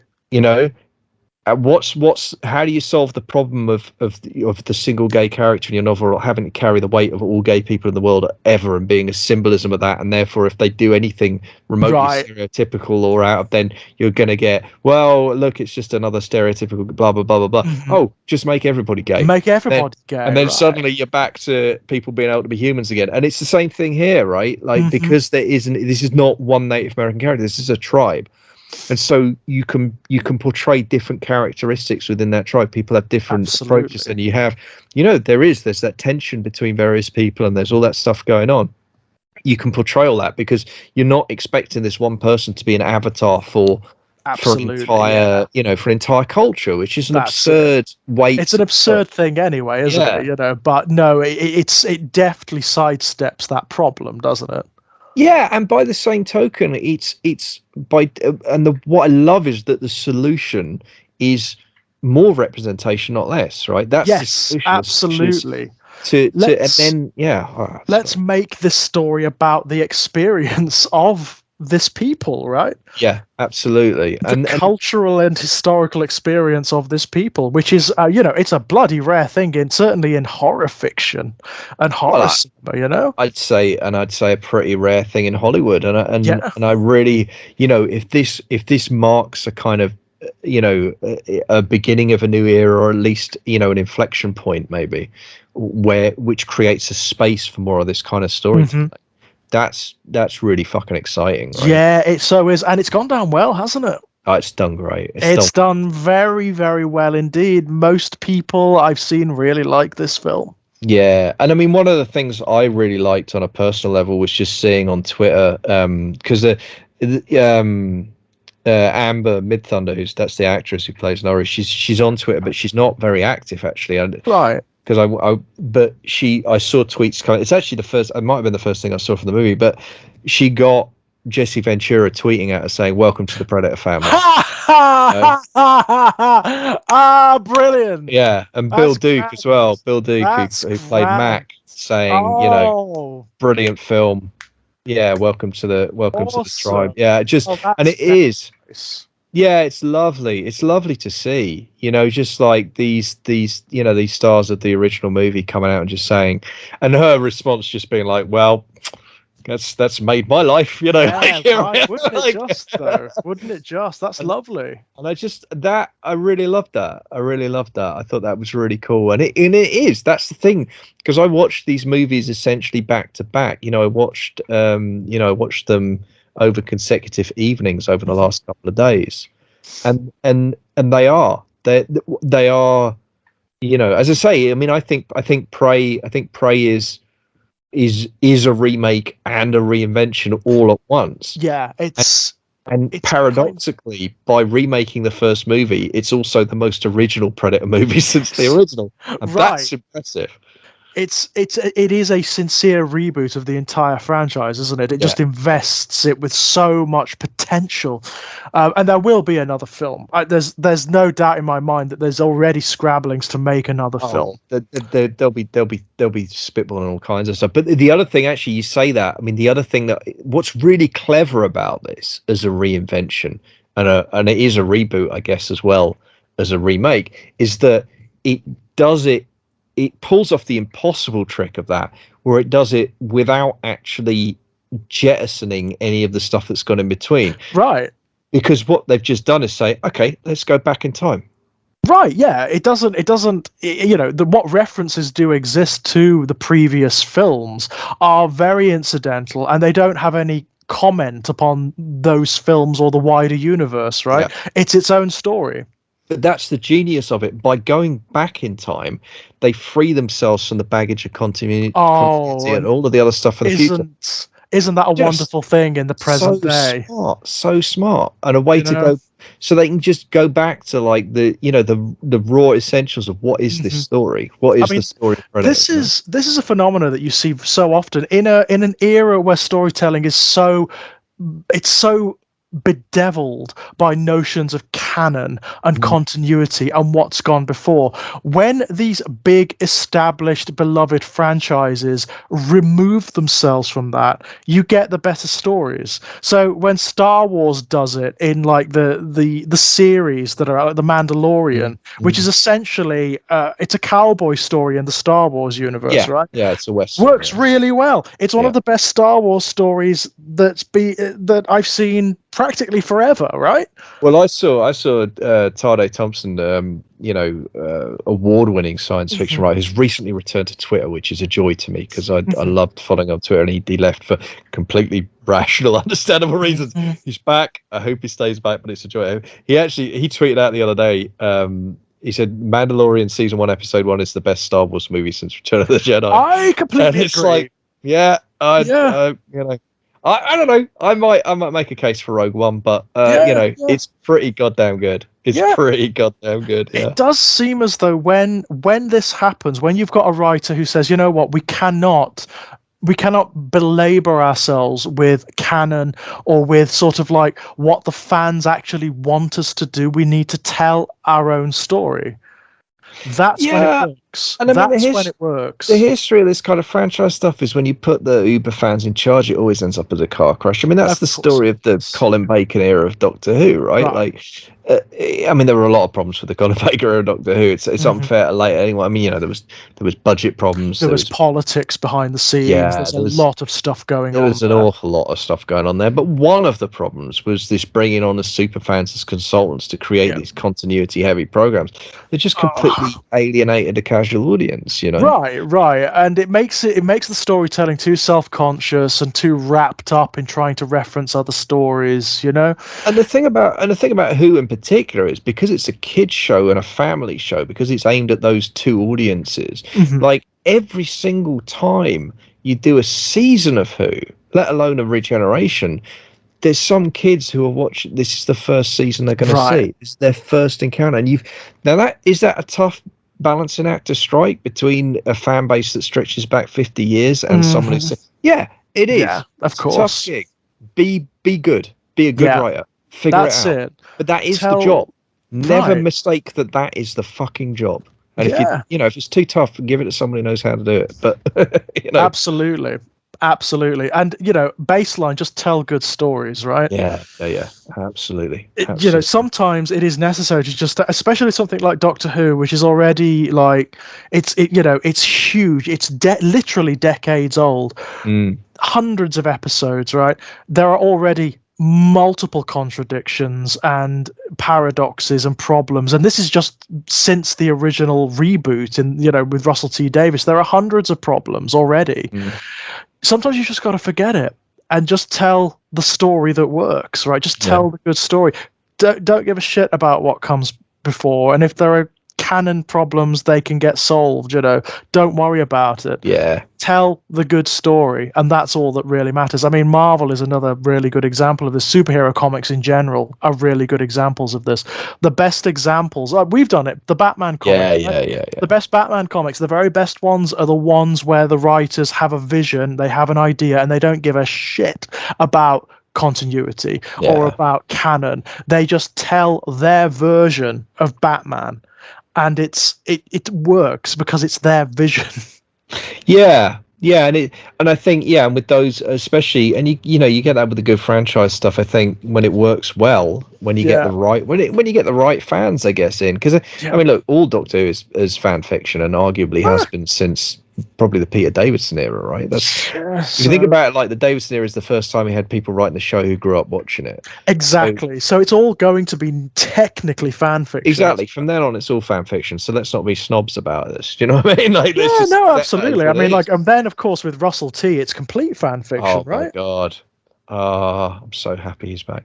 But I think for me, like the good version of fan fiction, I suppose the bad version is I want to recreate that sense of joy I had as a 10-year-old. for the next generation. I want to give that gift to them. Yeah. You know, and the continuity stuff then will bleed in or not as is useful as it's needed. As it's needed. But I mean, what Prey's done, which I think again, as I say, is even clever, is just the way it is. I'm just in awe of how, as a premise, what they've managed to do is total reboot back to zero without actually wiping out any of what was done in between. That is just so smart. It's clever. It's clever so stuff. Smart. And as you say, I mean, it'll be fascinating. That's the other the big question. What do you do next? So do you know, TV series maybe? I mean, a Predator TV series could work very well. A Predator versus Genghis Khan is my. I mean, this idea of like a series of films where it's essentially the structure is just Predator in era X and amongst culture X. Yeah. I think it's a great one. I think that could work really well. There's so much. There's so much you could do. I mean, like the various different like warrior cultures throughout human history. I mean, you could take it so far. And it would be, I mean, I think it would be a really interesting thing, because like, you know, one of the things we talked about here is the way that this film does such an incredible job of portraying, you know, the Native American culture. Yeah. You know, like it has the opportunity, weirdly, through the lens of pulp horror sci-fi, to do a bit of historical education, you know. Yeah, absolutely. Like I mean, the one I really love is the notion of the Predator amongst the Celts, the Druids. I think that could be fun. I mean, like essentially what I'm imagining in my head is Predator in Slain. Right. Thinking. Predator versus Slain, that would be hilarious. I mean, you know, if you wanted to go a different, I mean, if you know, I don't know what the chances of this getting made, because you could piss off so many people, but drop a Predator into the middle of the Crusades. Holy shit, can you imagine? Like, yeah, wow. You know, like the Predator in Constantinople. I was just going to say the Siege of Constantinople. Yeah. Wow. Yeah. Have a Predator running around in there.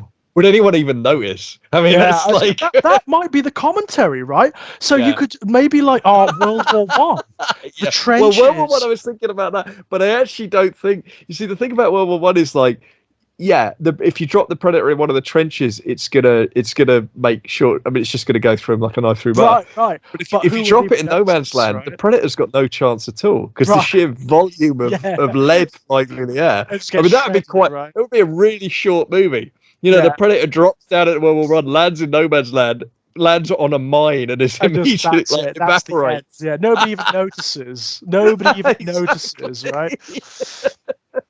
Yeah. Wow, there is such potential. There's such potential there. There is scope. But again, even if they don't do that, I think, and again, I just love I love the intelligence of the themes and the way the themes will line up. You know, the complicated kind of triangle between, you know, the relationship between you know, between the Predator and Naru, and the Predator and the colonists. All of that mirroring and echoing and poetry that's going on. The mythological stuff obviously really chimes with me. Yeah. I love the fact that they've made the Predator. They've made it slightly mythological. They've made it something that exists in metaphor. Yeah, you know, I think that's really cool. I think that's very, very cool indeed, because it fits. It's what we were talking about earlier. It fits into Naru's world, right? Naru's worldview, which is what we're seeing. That's the filter that we're seeing the world through. Yeah, loved it. Very, surprisingly clever Predator film. Just as the first film is surprisingly clever. That's right. Ways. That's exactly right. Yeah, and I think for me as well, that's one of the other things about this that gives me great joy and great hope is like I've been thinking more and more how much I get angry about the perception that because entertainment is popcorn or pulp, that it has to be stupid. Yeah, I mean, that's the Michael Bay approach, isn't it? Yeah. Well, yeah, and also like the Michael Bay approach gets used as a tool by critics to smash the entire genre of pulp. Exactly. Up, right? That's the trouble. It becomes like it's almost like it becomes an Ouroboros, doesn't it? You know, so you get directors like Michael Bay who don't understand that, just because you're doing a popcorn film doesn't mean it can't be good. Yeah, and it just means that for a certain subset of movie critics, if something's an action movie, it's never going to get more than 3 out of 5 because exactly, or if it's a genre piece, or if it's like popular, it's in a mainstream cinema or whatever. You can't be saying or doing anything deep or real or interesting or any of that stuff. And I just think. It's not like Kubrick operated in those genres, is it? It's like, sake, Well, this is it. But I mean, for me, what I love about Prey is it is. I mean, again, watching the movies back to back is so instructive because it absolutely is. Prey is absolutely, the best Predator movie since the original. Oh, no God, question. Yeah. But there isn't even a competition. There's nothing. There is not a one that even approaches just the quality of this film. And part of why it is because it fully embraces the pulp tradition of the original one. It doesn't try and overthink it. It doesn't try and overcomplicate. I mean, it's weirdly, it's almost exactly the same length. It's an hour and 40. It's tight. This is tight storytelling. As opposed to like your AVP films that are like 2.5 hours and are just long. Close, it's close to that kind of 90-minute ideal. It's really, really, really tight. That is the best way to tell these stories, isn't it? These are not epics, story, They're not Lord of the Rings, No. It has to be tight. It has to have a very particular rhythm to carry you along, and this one does it beautifully. It really does. And if you do that, you can do what this film does, which is essentially the last half an hour is a protracted action sequence. And again, that's structurally that's very similar to the first movie. Exactly, you earn it, don't you? You build it up and you earn it because it means something. It's not redundant. Truthfully, you can't go much longer than half an hour because it just gets exhausting. But half an hour is brilliant. Half hour of relentless. Yeah. Pursuit, action, response. Breathing space, build tension, second rate. All that kind of stuff. That whole kind of. The energy of that, is wonderful because it's just so exhilarating. Yeah, right. And it does leave you breathless at the end, but it's it's a good breathless, right? Yeah. Yeah, and the closing shot of her walking back the camp with the predator head. Yeah, so good. So good. Of the green blood, in a face paint, and you're just like, okay. Which is even more stark in this film, of course, because there's very little that echoes that color in this film.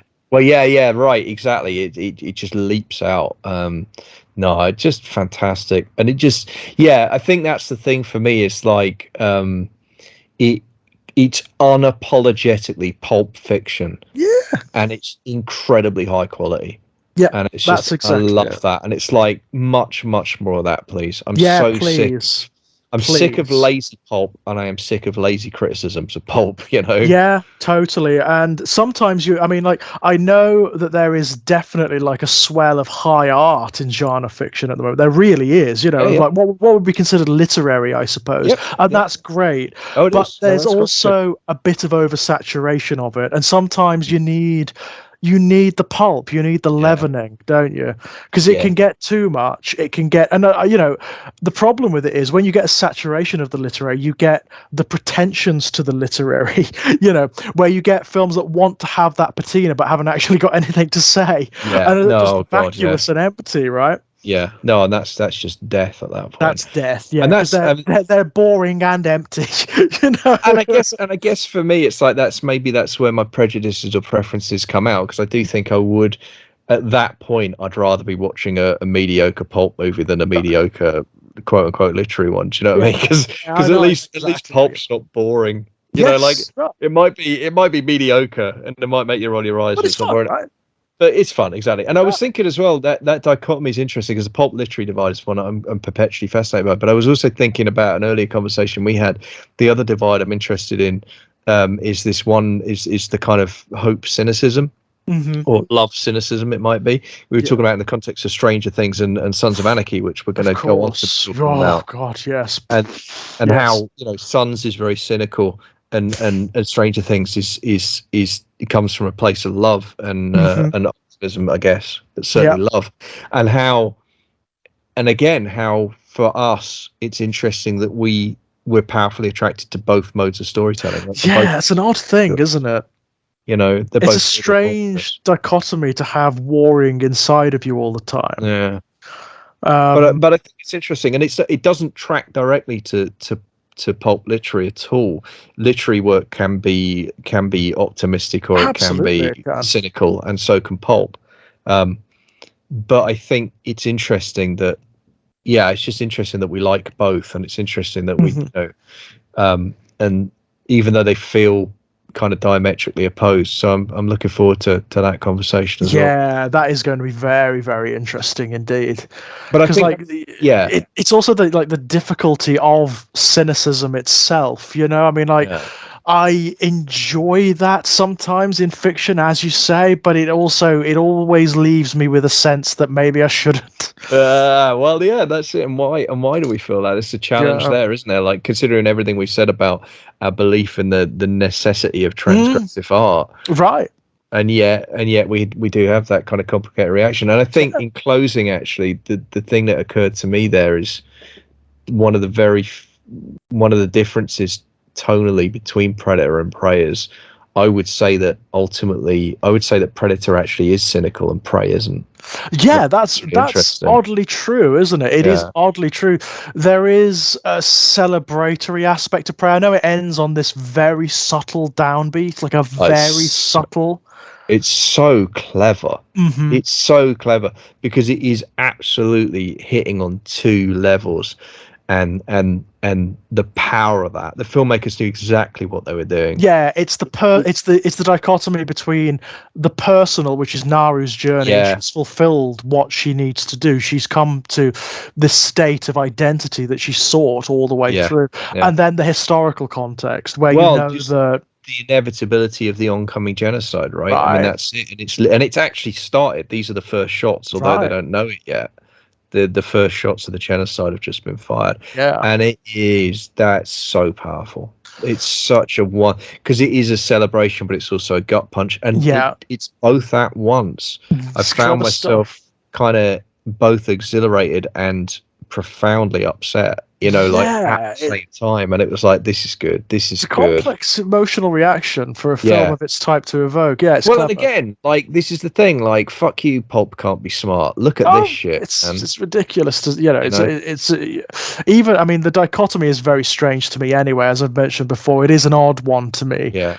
Between the pulp and the literary. I didn't even know it existed up until a very particular point. It was a review of my short story collection, Strange Playgrounds, that made me realize, because I mean, don't get me wrong, it's a very lovely review. It was very sweet.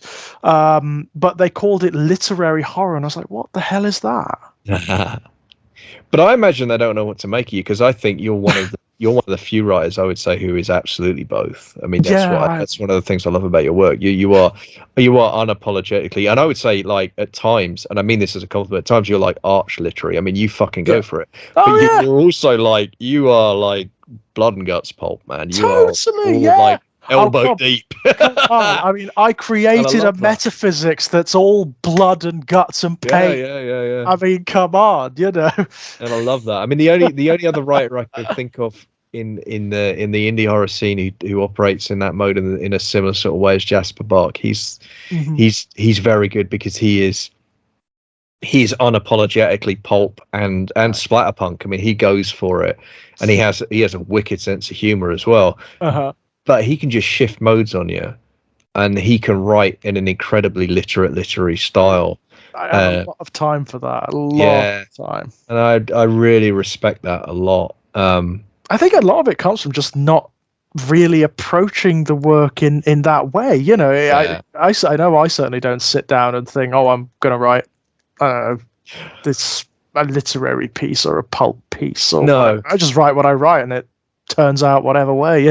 Yeah, I mean, I agree with that. I'm normally chasing passion. I did once do it. I did it for Song for the End. It was a conscious decision, because I wanted to try it. I love the Rats, and I love that. Of course, that whole genre, and I really wanted to write something that felt reminiscent of that stylistically. Obviously, the core concept is different, and I flatter myself maybe a little. The core concept of A Song for the End maybe makes you ask a few more questions than the core concept of the Rats. It's it's the rats. I don't want to big up myself, and I'm not attempting to not sneering at the rats when I say that. I love at all. No, I mean the rats is slightly tongue in cheek, isn't it? Yeah. But I'm just like a Song for the End's got a few other things going on under the hood as well as that. But I absolutely wanted to write in that structure. You know, I wanted to write in that. You know, oh, here's someone. Here's they're interesting. Oops, they're dead. Let's go back to the story. And that kind of thing. I wanted to have a conscious reference, right? Yeah, absolutely. Because James Herbert is kind of the master of that, isn't he? I'd be interested to talk to people who really know a lot about genre fiction, because I don't know if he's the person who invented it. I know he's the first one I read doing it. And The Rats is 1974. I know. God, 10 years older than me. God, really? Think of Rats as being part of the 80s horror boom. It really wasn't. Yeah. The Rats was one of the early shots. That's surprising, because that I don't know why I think of it as a 1980s book. I just really do. Well, because all of the others were, right. The Guy Smith stuff and all the other stuff that built off the legacy. Masterton, all those guys, Sean Hudson, right? All of those. Sean Hudson, yeah. Yeah, those were all 80s. All of them finding manifestation in Garth Marenghi. Yeah, who has a new book coming out, which is oh God, I'm so pleased. I cannot wait. I'm writing something for Ginger Nuts, by the way.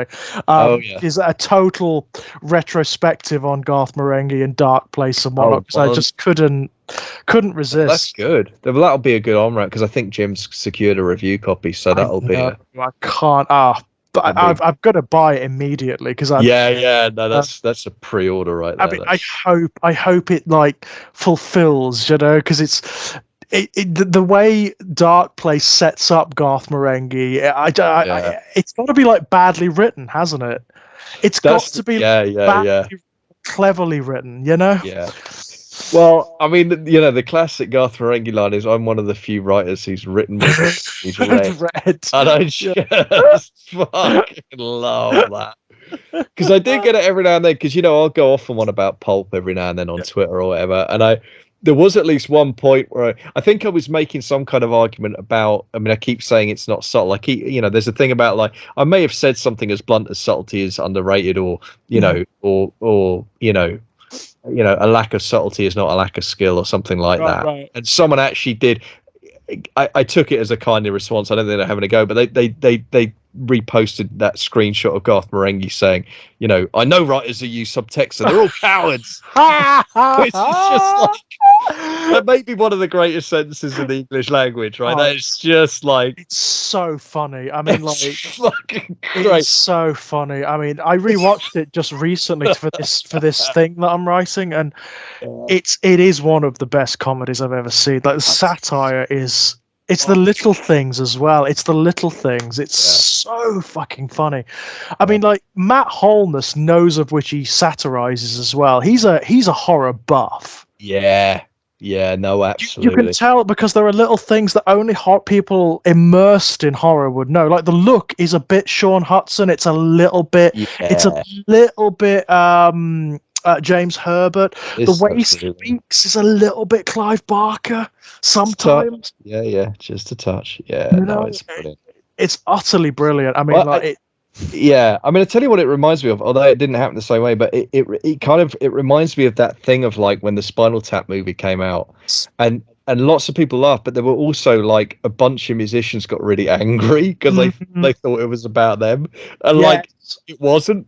But clearly it was. Do you know what I mean? Like, because if you're angry about it, that means you recognise. And there is a bit of that. Like, no one's kind of.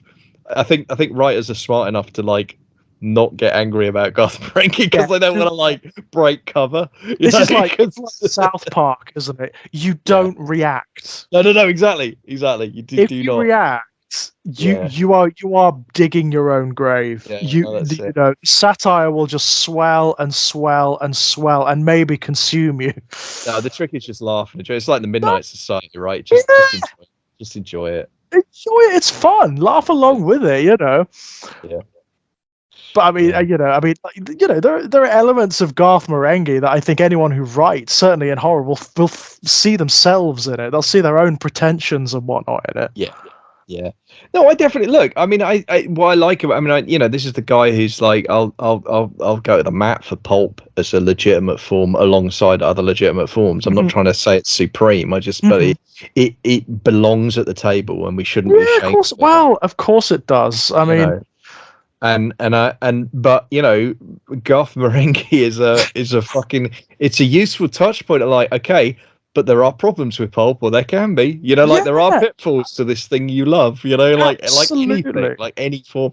And look, really, it's nothing deeper than saying like, 90% of any art form is shit, right? That's exactly it. That is exactly it. Garth Marenghi is just like, he's the manifestation of all the pretentious elements of horror fiction, isn't he? Of pulp fiction. Well, the faux pretension, but also really it's the crassness, right? It's the crassness. I mean, the other line that's not quite as well celebrated, but might be my actual favorite Garth Marenghi line is when he's talking about Scotch Mist. And one of the many things I love about the show is how it's structured, because you keep cutting between the episode and the in-studio interviews, and he's just said some absolutely outrageous thing about how awful Scotland is. Yeah. I think there is a line where Dean Lauder said, my mum went and she said it was nice. Well, she's wrong. Yeah. And then it cuts back to Garth Marenghi sitting in the studio, and he leans forward in his chair really sincerely and points to the camera and says, look, sometimes you've got to be a bigot to catch a bigot, all right? And it's just like, what?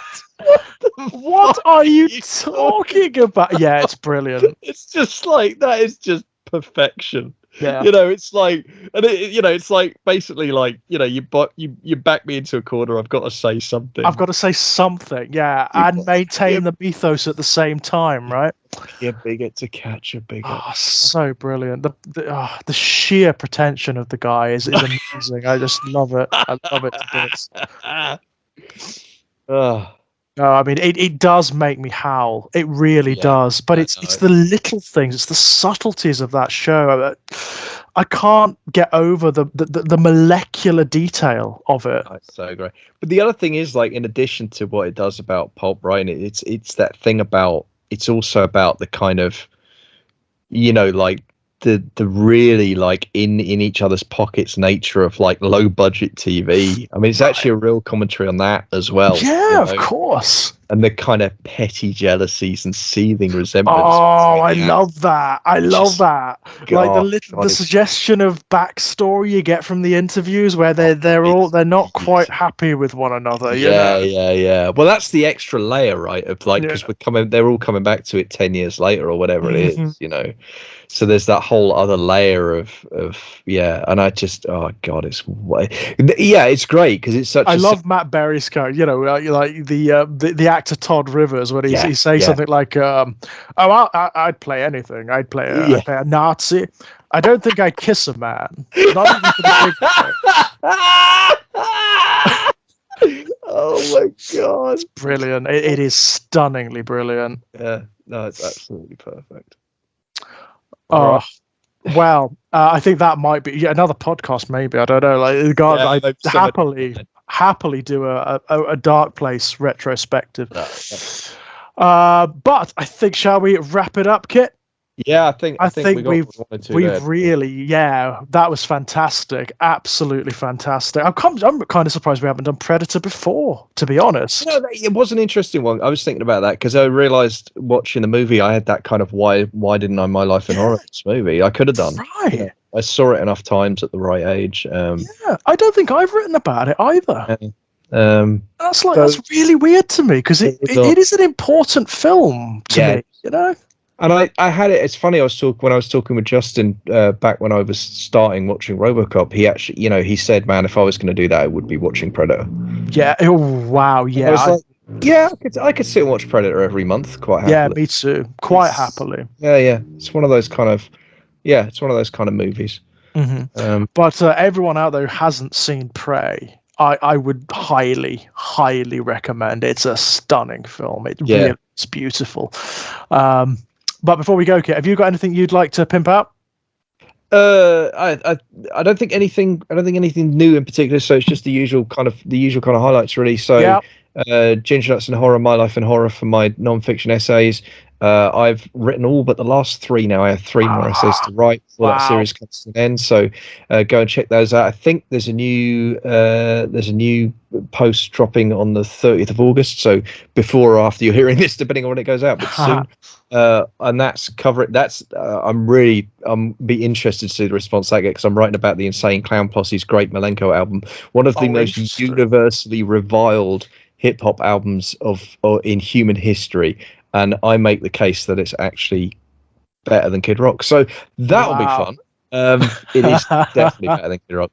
I was going to say it's definitely better than Kid Rock. And has better politics than Eminem. So that's coming out, and the Born Again Christian group have better politics than Eminem. So that's going to be fascinating. Stick around, kids. It's all happening as My Life in Horror comes to an end. I'm still doing the Writeopolis live show every couple of weeks. George came on the show a month or so back, which is fantastic. We've got plenty of exciting guests lined up. That's happening every other Sunday, 8:30. Look up for Writeopolis on Twitter. It's probably the easiest place, and click through the server from there. All of my fiction you can find in the usual place wherever books are sold, and indeed get them from libraries. If you don't want to pay for them, that's fine by me. And if you want to get new material from me, something new every week, could be a review, could be fiction, could be podcasts, including an exclusive Sherlock Holmes podcast with Jack Graham and Daniel Harper of I Don't Speak German fame. $1 a month gets you something new from me every single week. Patreon.com/kitpower for that. Excellent. As per usual, guys, all links to all of this down below. As for myself, same as usual. Find links to all of my published work over at strangeplaygrounds.com. Most recently, of course, with Perpetual Motion Machine Publications, the 2 volumes of Born in Blood, which, probably the work that I'm most proud of at the moment. Not for everybody, that's for damn sure, but I really, really like them. And also my short story, The Last Disgrace, which was published in the Book of Queer Saints, which you can find over at The Evil Empire of Amazon. Beyond that, you can find most of my non-fiction either in Dark Moon Digest, which is sort of bi-monthly, and also at Ginger Nuts of Horror. You can find me mucking about here on the Exaggerated Elegy channel.